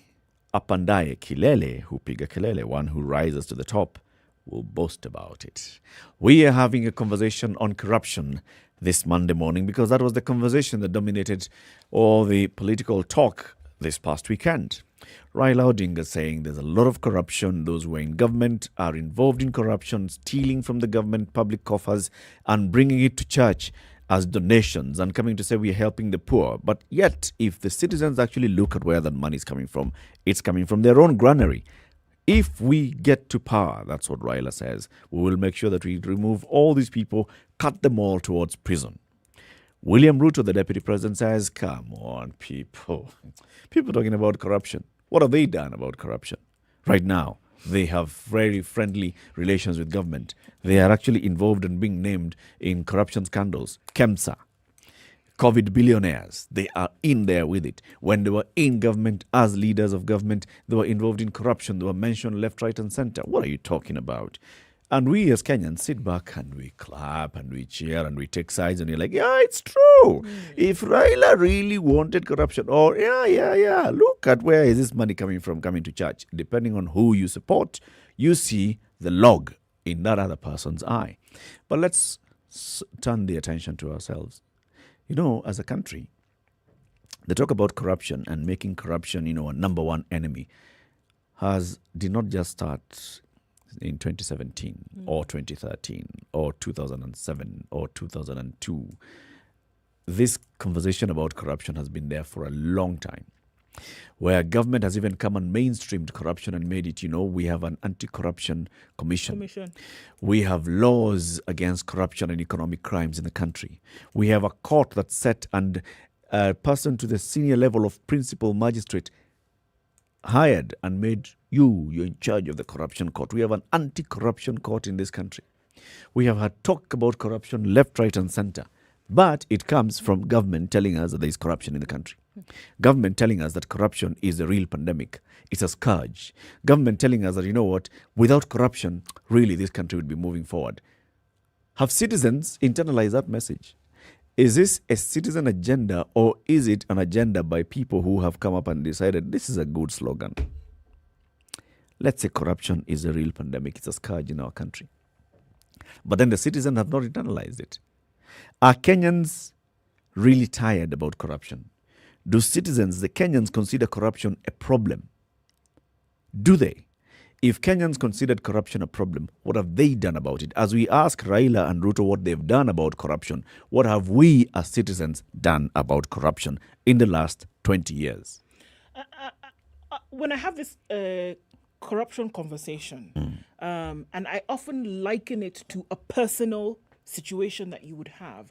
And I'm often told, well, it's a lot more complex than that. You can, but I think you can.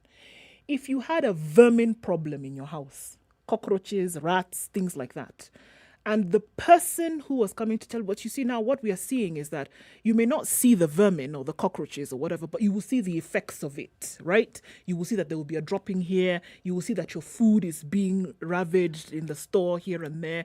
You will see that other parts of the house are being contaminated. What must you do? Essentially, they'll tell you, okay, we can treat the top layer, but they're going to continue having this problem. So what you must do now is to tear it apart from the walls. Would you do it? Yes, you would. Yep. Because it's eating away at your very existence. And that is exactly what corruption is. You would do it in your house. Why wouldn't you do it for something also that is eating away at your very livelihood that you complain about on a daily basis? Yeah, now what we say is, no, my cockroaches are well behaved. They only come out at night. But my neighbor's cockroaches, such mannerless little things, they come even during the day. In fact, what I need to do is campaign for this neighbor to move out of this neighborhood. Meanwhile, you have a cockroach problem. Oh, yes. Joanne in Kilimani, good morning. Good morning. Hi, guys. Hi. Good morning. Okay, for starters, I think the burden of ending corruption, first of all, begins with the government. It begins at the top. I don't think we should blame the citizenry for that. If we look world over, there are many countries that have been able to curb corruption, and it always started from the top. If you think about Singapore with Lee Kuan Yew, if you think about America in the mid-1960s, it was a highly corrupt society, but it began from the top. Even Rwanda, if you think about Rwanda and corruption levels, it began from the top. So I think that's the first starting point. But somebody talked about the complexity of corruption, and I completely agree that it's a multi-layered kind of issue. Mm-hmm. The first thing is, so I have a child. If I want to reinforce a behavior, I'll reward it. if I want to shun a behavior, I'll enforce punitive measures. Yep. We have punitive measures for corruption. What's a penalty for corruption in this country? I know, I don't know if it's China or Japan, where your arm can be chopped off. Yep. Or it's lethal injection, so that's, the death penalty. I don't think we have an ecosystem that punishes corruption, where people will actually see that, if I do that, I'm going to be next. Let me avoid it at all costs. But we don't have that for sure. The second thing is, there's an institution that's mandated to clear all public officials to run for government, for public office. Does it adhere to Chapter 6 of the Constitution? Yep. If it does, how do we have people like Waitito on the ballot? The former Nairobi governor, Evans Kidero, who's been implicated massively on terms of corruption, has declared his intention to run. I forget where, but in some place in the country, right? Yes. We have people like Obado who are still in office. So the reason why I think it's multi-layered is there's an institution that's also failing us. These people should not be presented to us when we go to vote. Another thing is whistleblowers. And I know you talked about this, I think, last week or the week before. We don't have a culture of hailing whistleblowers, because if we did, we would have a John Githongo Avenue or a John Githongo Road, because he blew the lead on a massive corruption scandal in the country. Yeah. But what happens to him? He's forced to go to exile for a significant period of time. Recently, Spencer Sankale, Masai Mara University whistleblower, very bold. He blew the lead on some numbers that were some corruption scandal. What happened to him eventually? He was fired. So it's a weird culture. We prefer people like the Babuawinos who shoot people live on camera. So here's the question then to you. Yes, the main duty bearer is the government that we have installed. When that government fails, who's the second in line? It's a citizenry, but we must go in order. There must be an order, because think about it. As an ordinary Mwananchi taxpayer, what can I do from where I am? And of course, it's things like I will not steal pens from my office. I will not steal this, here and there. But then I don't have the muscle. I can't change legislation. Yes. I can't change it. I can influence it if I'm told about public participation, but I can't change it. So ultimately, I feel like it starts from the top. My last point I was going to say is integrity threshold. I just feel like we don't have an integrity threshold in our country, where in many countries, public officials resign when implicated in a scandal. Even if there's a smidgen, even if there's an iota of an allegation, folks will say, you know what, the right thing to do is to leave the office. What is Kenya's integrity threshold? We just don't have it. Joanne, even as you say that, I think about the fact that we're looking at giving these examples of other countries whereby if anybody has a smidgen of any kind of allegation, even near them, they resign. I think they also do this because they realize that the expectation of the members of the public is at a certain level. They realize that they're not going into these offices or into these positions to do nonsense, as we would say.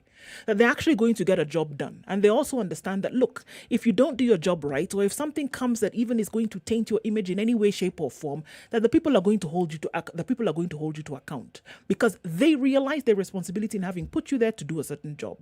So even as much as we can say that they hold a certain amount of integrity when it comes to any kind of allegations being leveled against them, they also realize the responsibility that has been put on their shoulders by the people, and they're not going to accept nonsense. And that is true. And something else is that these people have a system of meritocracy.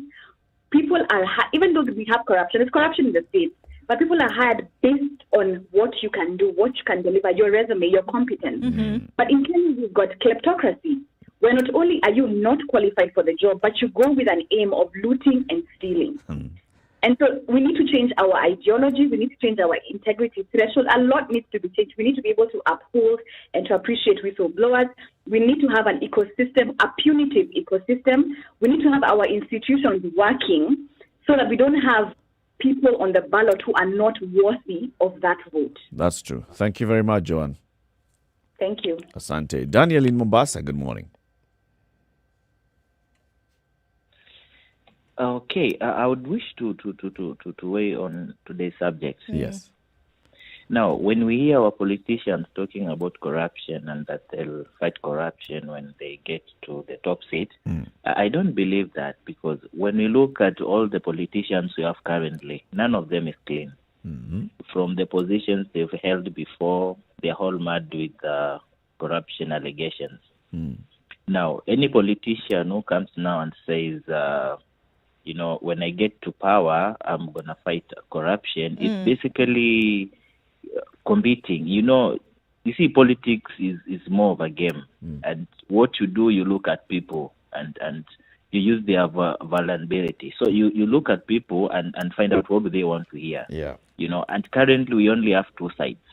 So one side is basically singing the song of hustlers, and the other one is singing the song of corruption. And so whatever we want to hear is what they'll say, but there's no goodwill, totally no goodwill. When we look at I think I'm allowed to mention names. Now, when you look at people like Raila, he has been one person that all Kenyans thought was fighting for Kenyans. But then what happened after the handshake?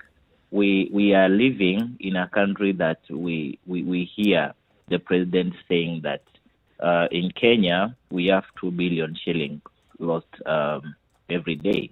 When you do that calculation, it comes to around 700 billion. That's nearly a third of our budget. Yep. So when now you hear in mainstream that they are COVID billionaires and the person who used to fight now is silent, then you basically get to confirm one thing. Politics is about interest. And as long as now currently his interests are taken care of, then he will not talk. Yeah. So if we're going to the next elections and we're saying we basically listening to what the politicians are saying, then you're going to lose it, because they are basically looking at their own interests. That's true. Thank you very much, Daniel. When you hear... Oh, okay. Asante sana. Karanja in Naivasha, good morning. Good morning, Eric and Ndu. Good morning, Morning to Karanja. Yes, how are you? Good. Well. Yes, President Moi said one time says, siasa baya, maisha mabaya. Aya, let me take you back in 1963. 1963 to 1985. People who are elected as MP, they were elected to serve. From the year 1992 to date, people whom we elect them to eat. Ask yourself, who is the giver and the receiver? An MP can come to my constituency, or maybe during the nomination times, during the campaign elections, campaign trails, things, Somebody may come and say, oh, can I have this 100? And they let me appear, vote for myself in the ballot paper during the nomination day.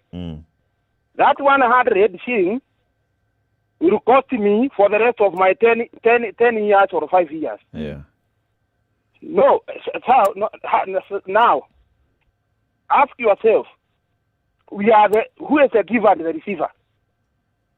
The 50 shillings that you give to the traffic police officer there at the road block in Naivasha here, and the road to Nakuru, the Visa Nakuru Naivasha highway, and the Kinagop way, the 50 shillings that you give there, that is corruption.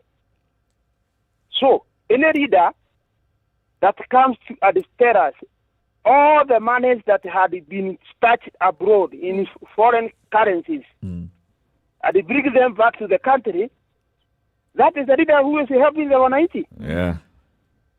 Another thing is, unless we vote people, let us get rid of these doctors as MPs, doctors as senators, doctors as governors, these teachers as senators, MPs, governors. Let us vote people who know public procurement policies in the areas of MP, somebody who knows law, somebody who will take us to the next level that we need. So unless we are the givers and the receivers, Eric, we are heading nowhere. Asante sana Karanja. Thank you. Ed in Nyeri, good morning. Good morning to you. How are you doing, guys? Good morning. Fine, thanks. Actually, I was in Meru. I'm on my way back to Nyeri. Now, here's the thing. The problem with our country, and I'm going to correct Karanja's statement, is we don't elect leaders. Because leaders think about future generations, but politicians think about future elections. And that is why we have many politicians in parliament, and all they think about is their legacy as far as kile tutapata, because they don't know if the future elections they're going to get it. I can tell you this for a fact. If you want to know that corruption is very strict right now, and it's not only in the political elite, Eric, dump your car and get a robot. Travel from Nairobi to Nakuru, or Nairobi to Nyeri. There is no cop that is not going to raise a hand to halt you. And that is when you're going to realize, if you count 50 bob or 100 bob per stop, it's going to be like around, let's say, 700 shillings if it's 100 bob. Look at this, Eric. Something very simple. The COVID-19 rules that we are speaking of currently. You may find maybe I have a mask, it's kind of hot, maybe I can't breathe or something. I have to maybe to let it down for a minute or two. I'll just let it to my chin and then I'll take it back. Once a cop spots that cop is going to arrest you. And mind you, but I asked someone, umeshikiwa nini kukosa mask? And then I asked that person, kwani hiyo umevaa hapo ni tai? And someone tells you, hapana siko nimevaa mzuri. But the thing is, look at this. That cop doesn't want to take you to court. That cop just actually... They want to take something from you. But you let it die. Yeah. I'm telling you this, corruption is deep-rooted in the citizenship, in the citizenry, but as far as the political elite is concerned, let no political camp point each other's fingers and say, you guys are corrupt than us, or all of you are corrupt. Hakuna mbaya na mzuri. All of them are the same. Thank you very much, Ed. That we've been there. Sorry. Asante sana. Have a lovely day from Meru. Zachary in Nakuru. Hello. Good morning, everyone. Good morning. I'm just catching up with my cup of knowledge. But I wish you are here, and now because the technology has not been able to be made that we can surpass such things as uji or kate or anything. You know, even empty promises are a form of corruption. You have no intent of fulfilling. But we are bringing technology that we can surpass our money, but not uji. Yeah, when you get power, you'll have technology. It's our too. You continue. Yeah. I hope that Morimandro is okay wherever he is. He's fine. He's fine. And we wish that he comes back. Now, there is this thing that someone has written, and I felt compelled to share it with everybody. Do now your channel, that is SpiceFM, which is our national radio number one. The radio has written that you cannot expect to heal in the same environment where you got sick. Therefore, all these people that are telling us that we bring the hotels are closer to you, these people are lying. Because we are used to them, and we have time and again said that, and we know the trade of their character. Now, last week there was somebody, a gentleman that I liked in a certain forum, and I know you saw him. It was a national forum. It was a televised live. He used the word duplicitous. What is the character of our politicians? It is simply what he said, duplicitous. And let me just explain it to the people who may not know that it is a person acting in a way that you tend to believe him, but in the real sense he is duping you. He is listening beside. He is cheating on you. Yeah. BBI and whatever these people are saying that we shall do. They have been there. So their character is what that guy will use that one to describe them. And therefore, we all can only pray God. We can only pray to God that God give us a leader who is not a politician, but a people conscious leader. Yeah. Going to drive us from this menace that we are in. I'm telling you that everyone's spirit in Kenya is now down.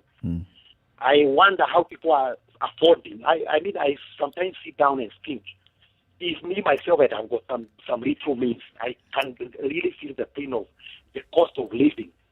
What about that person who has, no means? Yeah. That person is actually trying to die, Yep.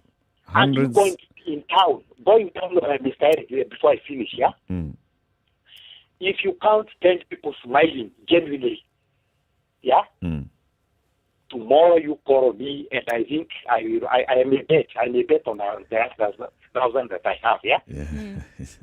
A genuine smile.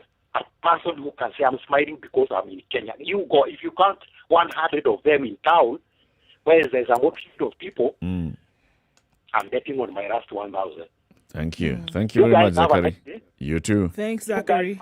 John is back. Good morning, John. Morning, how are you? Very well. So, I just want to echo exactly what was it Karanja, what you were saying. I at one point I thought that the problem were the politicians in this country, but I came to realize we are the problem. And unless we reach at that point and realize that the politicians are not going to give us anything, then the issues we are talking about, we'll talk about them until the chicken come home to roost. And the reason is this. One time, I was arrested for a traffic offense on Naivasha Road. I was driving and I was told that done 105. The speed limit is 100. So I was given a date to go to court. So I went for my safari. I was supposed to go back after a week. So I go back to the office. I asked for a leave. I said, I'm going to court because I have a traffic offense. And everybody in the office started laughing. They told me, how? I mean, why did you agree to this? You could have given them 1,000 shillings. Everybody now started giving their experience. Yeah. Somebody said they even gave to us. Mwingine anasema hata 200 wangechukua. Yeah. And I told them, I don't do that. I mean, principally, I don't do. My faith in God does not allow me to do that. But people in the office were saying, and these are the same people who think that corruption is about Goldenberg, Kimorer, and they are hoping that corruption will end. So if these are the same, we are the same people complaining, but when it comes to us, it's not corruption. Yeah. When it's the other people at the top, there is corruption. Yep. Then I agree with Karanja. We just hope and pray that one day we'll get a leader that is going to deal with this, but not Kenya. Kenyans cannot deal with corruption because we are corrupt. Thank you. Thank you, John. Mary in Ngumo. Yes. Good morning. Good morning to you. How are you? We're fine, thank you. I listen to your conversation every day. Indeed, I love it. We're happy. Thank you, Mary. Thank you very much. Yeah. About corruption. Somebody called and said they trusted Raila be, unearthing the scandals in this country about corruption. And then now he joined the whole to work together. And I think the reason why Mzee did that was to calm down the storm that was really raging. And really, after that, we went back to our businesses. And even the small women on the street selling vegetables were happy because they started selling. And according to me, they had a very good idea to bring Kenyans together. But the moment it was politicized beyond, with the hatred people have for Raila, with the hatred people have for Uhuru, for not sticking to Jubilee and following it up to the end, I think that now brought confusion. And we are not being genuine, even Kenyans. Kenyans, we are just, we are fake. I would say that. Why am I saying that? We vote wrong people. That has been the norm. We have voted for, I saw Kenyatta.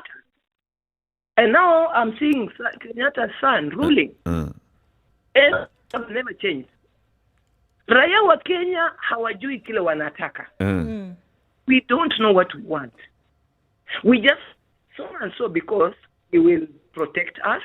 Yeye ni wetu. Yeye atafanya hivi. But we don't know what we want for the country. We are just not aware what exactly is our problem and what we want. We vote with our stomach. That's the problem. That's very true, That's Mary. why. You know? I've seen mothers receiving 100 bob. I told my mother one day in the village. I went there when people were going around dishing 100 and gorogoro and lessons. And I told my mom, Mom, I love you so much. But once you receive 100 shillings from this politician, honestly, I'll not support you. And my mom said, my daughter did it, and I'm not going to receive. But now, my mom nikamweka kwa standard ingine. Kumwambia ukweli kwa kwamba we are being used. Now, how many people go to their villages? And it was not only my mom, because I'm a preacher, and so I talk to people. So people now walk up and say, okay, at least not all, but are we trying as citizens of Kenya to change our country? Raila was not chosen by anybody to be now fighting corruption alone. Yep. Okay, when Raila crossed, Mudavadi yuko, Wetangula yuko, Kalonzo yuko. Why can't they fight corruption? Yep, that's very true. Kenyans have missed the mark. They don't know what they want. Anyway, thank you very much. Thank you, Mary. Thank you too.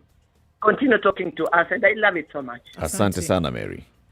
Time for a break. 27 minutes to 10 o'clock. This is Kenya's biggest conversation. It continues. We are asking you, do Kenyans consider corruption a problem? We see politicians who come and tell us, oh, corruption is a big problem in this country. Corruption is a scourge. We are going to fight corruption. We have laws in place. We're going to enact laws. We have all these things to do. Do Kenyans themselves, the citizens, the voters, do they consider corruption a problem? Jobs.standardmedia.co.ke. Have you visited the portal lately? Well, very many jobs are advertised here on a daily basis. For example, there's a company called Crystal Technologies Limited. They're looking for a graphics designer. There's a company called Azenia. Azenia is looking for a front-end developer, a back-end developer, a iOS developer. And then there's another organization called Job Whisper. It's looking for a junior accountant, a logistics manager. Save the Children is looking for a meal officer. Accurate's leadership and management consultants looking for a quality assurance superintendent and also a finishing supervisor and a foreman for internal finishing. These and many other jobs on jobs.standardmedia.co.ke. Visit that website. If you find a job that suits you, apply and all the best. If you don't find a job that is aligned to you, just subscribe. You'll receive an SMS or email alert whenever a job that's in your line is advertised. Good morning.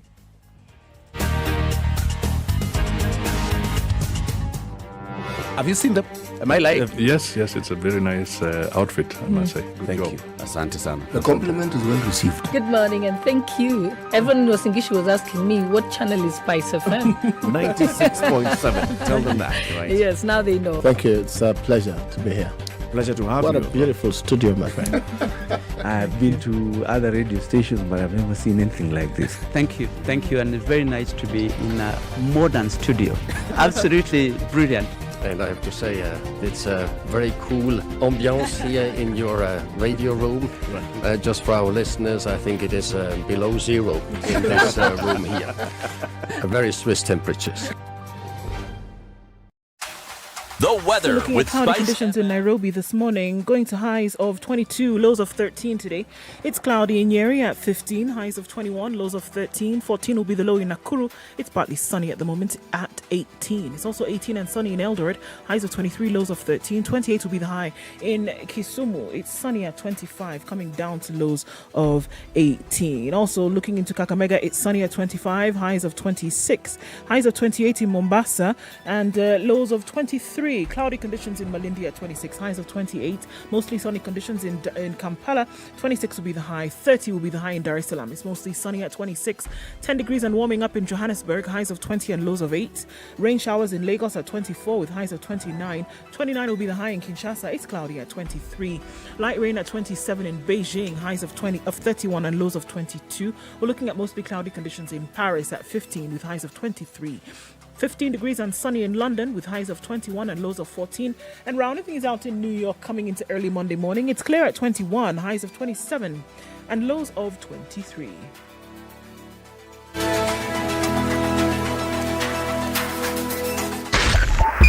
.5 Spice FM, Kisumu. Welcome to Spice FM, the best exclusive radio station bringing you the best mix of the best music ever. All right, it's looking better in and out on Mombasa Road. I hope that it stays this way, at least for most parts of the morning. Likely to pick up again come afternoon. The expressway construction continues. So coming out of Westlands, that's stopping. In some traffic, not moving very well. There are alternate routes. Mudevi is the way to go today. Wangari Maathai also the way to go when you're coming in from the city. So let's keep an eye on things. Traffic hour coming to an end in a short while. Hopefully traffic opens up. It's likely to pick up later in the day. Through the day, talk to SpiceFM KE on Twitter. Text 40127.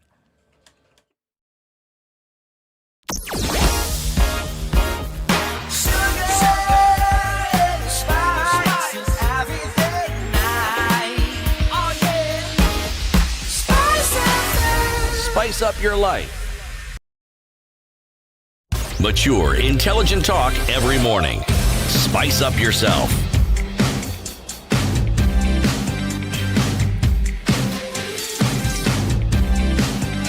Mornings done right.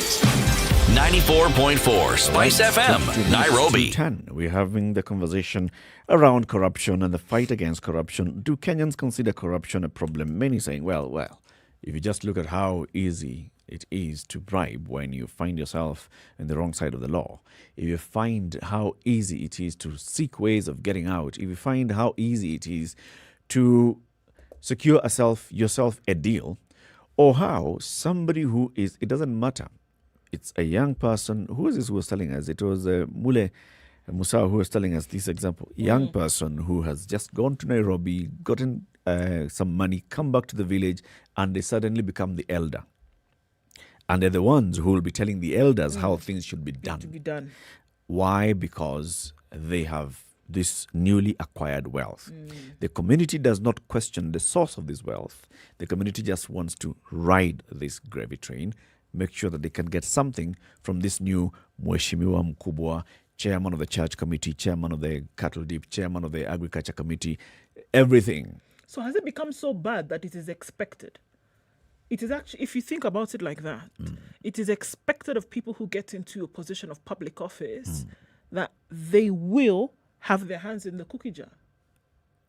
And that you're almost even insulted, should you not? Should you come out without this large material, personal wealth thereafter, people are going to ask you what is wrong with you and why did you not make a better use of your opportunity while you were there? Probably and if this that's is the what... case, that's what people are talking about when they Probably say this is what Benjamin Dollar was saying, that there's a scarcity of opportunity.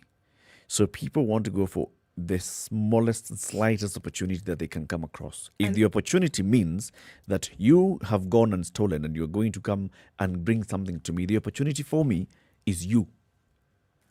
The opportunity for you was the deal that you got, getting something from the government, from the county government. You come back, you have started working in the county government, and we all know these people. Started working in the county government in 2013, got employed. And by 2014, they had started building. They had dug the foundation for this new massive house. By 2017, the time for the elections, they were driving big cars, they were living lavishly, and you could all see this person in the last election did not have a job. They found a job because they know somebody who knows somebody who's close to the governor, and now they are living like this. What do? We go to this person and we want to make them the next MCA for our area. It's explicable, but it's not excusable. This is the thing. That there can be an explanation for anything. Yep. But it doesn't make it the right way. I mean, anybody who has been involved or who is currently involved will give you a watertight explanation as to, what was happening and not call it what it is. Crime is a crime is crime. But won't call it that. But we'll give it an explanation. We'll turn it around into everything else. Yeah, everything else except what it really is. But I still go back to what Joanne said. When we think about it, is that other countries hold people in public positions to such a high standard that even when they may have put their fingers in, even when they may have not, even when there is an allegation that perhaps they could have maybe, on that alone, somebody will step down from office because they realize the responsibility that has been placed on their shoulders. Yep. Here, it's not even a suggestion. I'd rather die. Ah. And we support you and you say, no way. Even that die, you will not die. You cannot die. Alan, good morning. Good morning. How are you today? I'm all right, old chap. Good. Hi, Ndo. Good morning, Alan. You see, what's playing out here is a tactic that the political elite use. And that tactic is called shared complicity. So that if you accuse the Latif of corruption, and I say, Mata wewe. Yes. And then you want to leave it at that. It's used to fudge responsibility, to fudge culpability. And for me, I like what Odinga said. Keep it up there. Keep that issue up there because we are going into an election without issues. Keep it up there. But going forward, what we will need to do is see what we can do with the integrity chapter. If we can develop legislation that just bars people. You know what Ndu was saying about just a whiff, you are not allowed. Just a whiff, you are not allowed.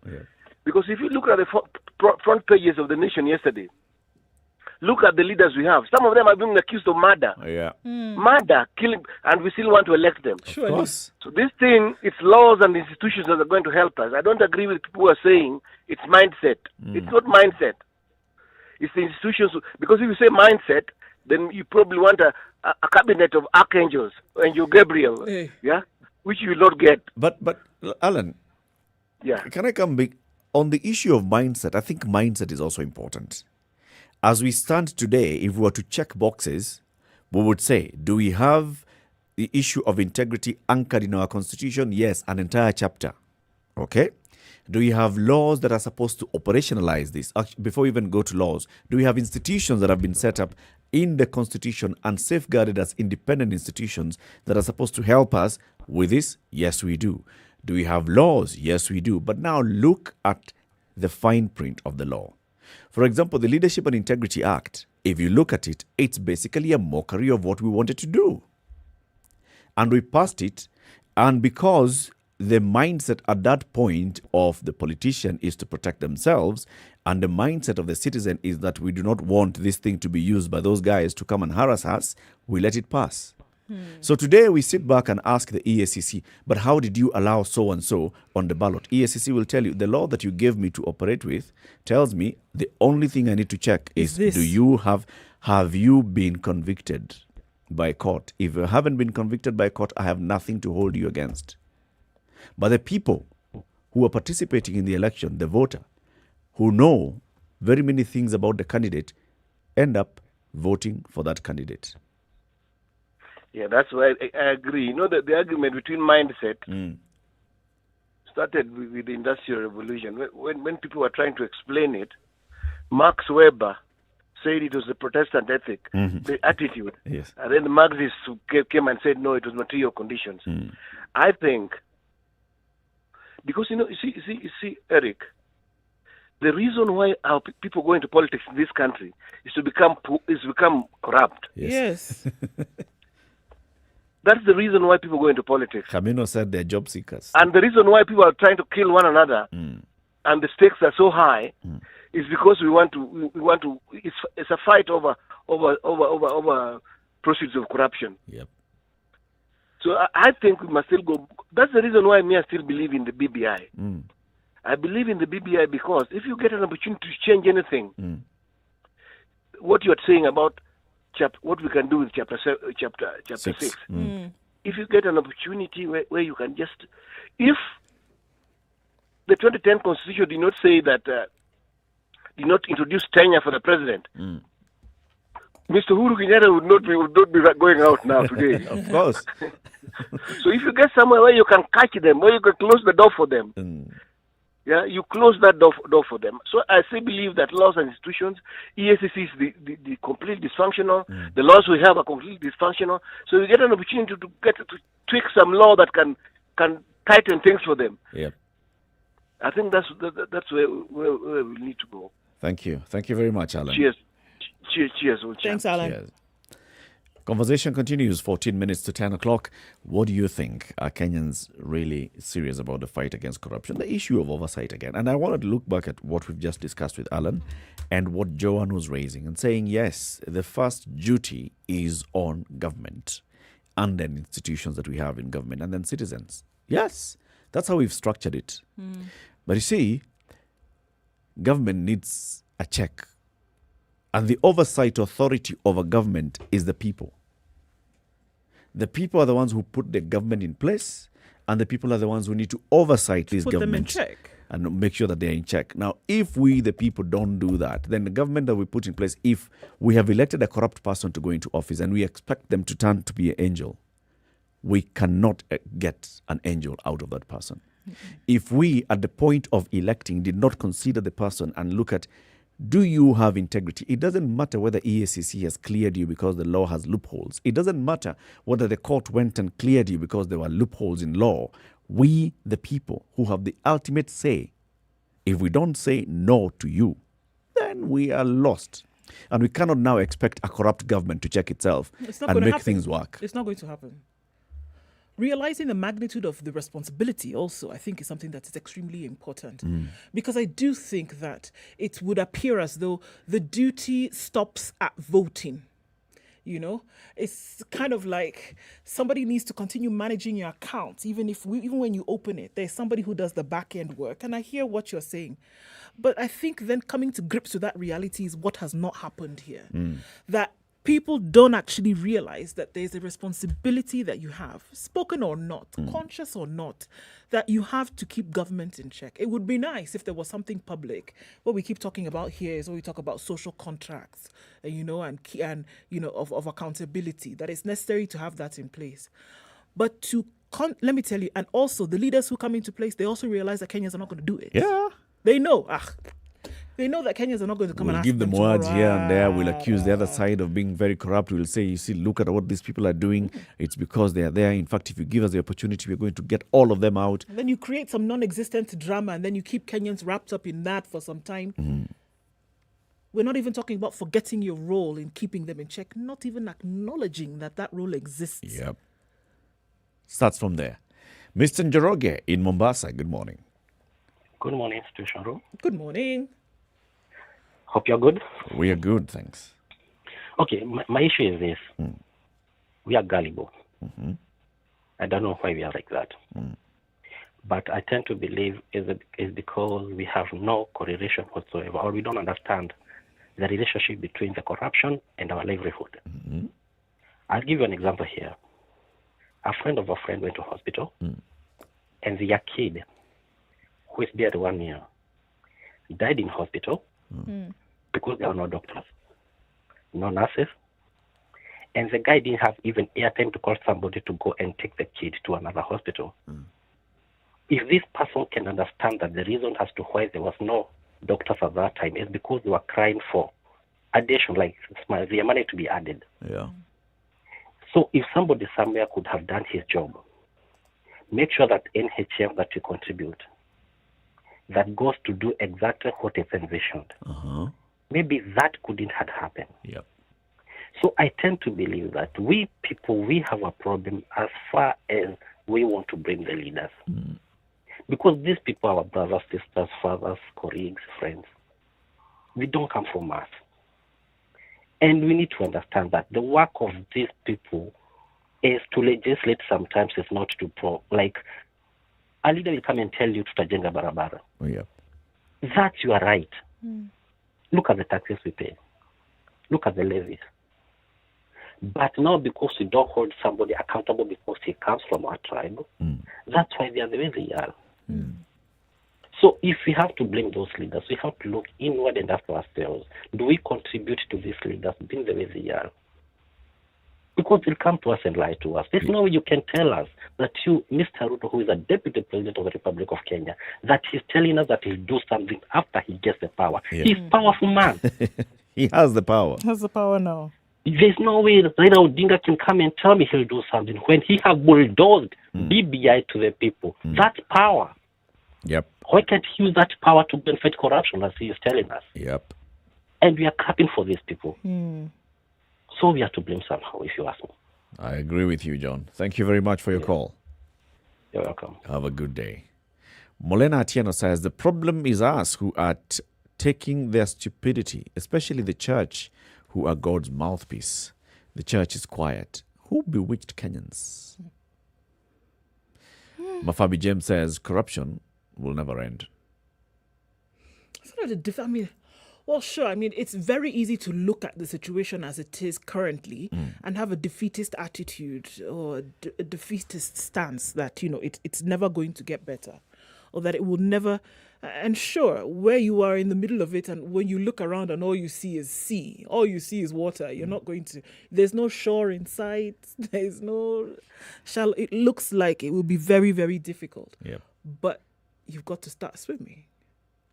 You've got to acknowledge the fact that where you are, you have all the power. I think it starts from there. We've got to realize that we've got all the power. If we are going into the next election just clapping and cheering when political leaders come and tell us stuff, instead of us telling them this is what we consider our priority. So, for instance, the meeting in Mombasa at Mvita was to launch an NHIF drive. Now, if the people already see and know the importance of universal health care and access to universal health, if they made that the conversation and said, you know what, whoever wants to be governor, Mr. Abdul Somad, yes, you're our current MP and you want to be the next governor of Mombasa. These are the issues that we want you to come and tell us about. Tell us how you are going to increase our access to health.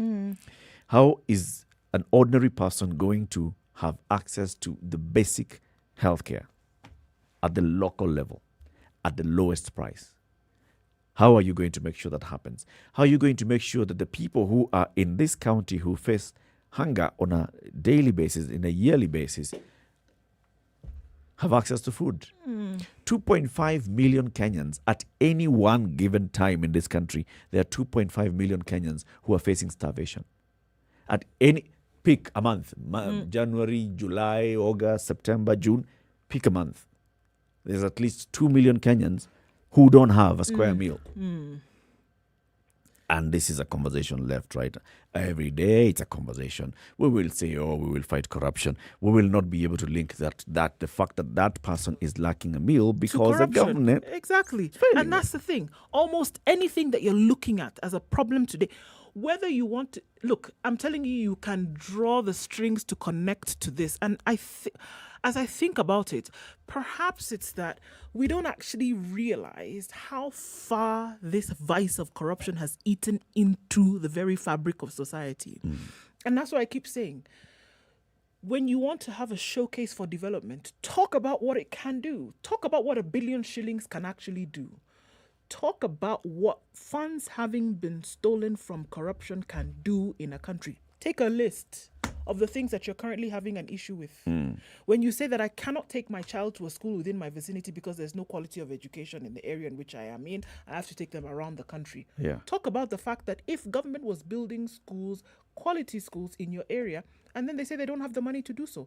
Oh, look at corruption and what it has stolen. I wouldn't be paying school fees, such a high amount of school fees to take my child to Form 1 because of something being called development levy, because there's enough money that has built infrastructure for the local school. Not available. Anthony in Kisumu, good morning.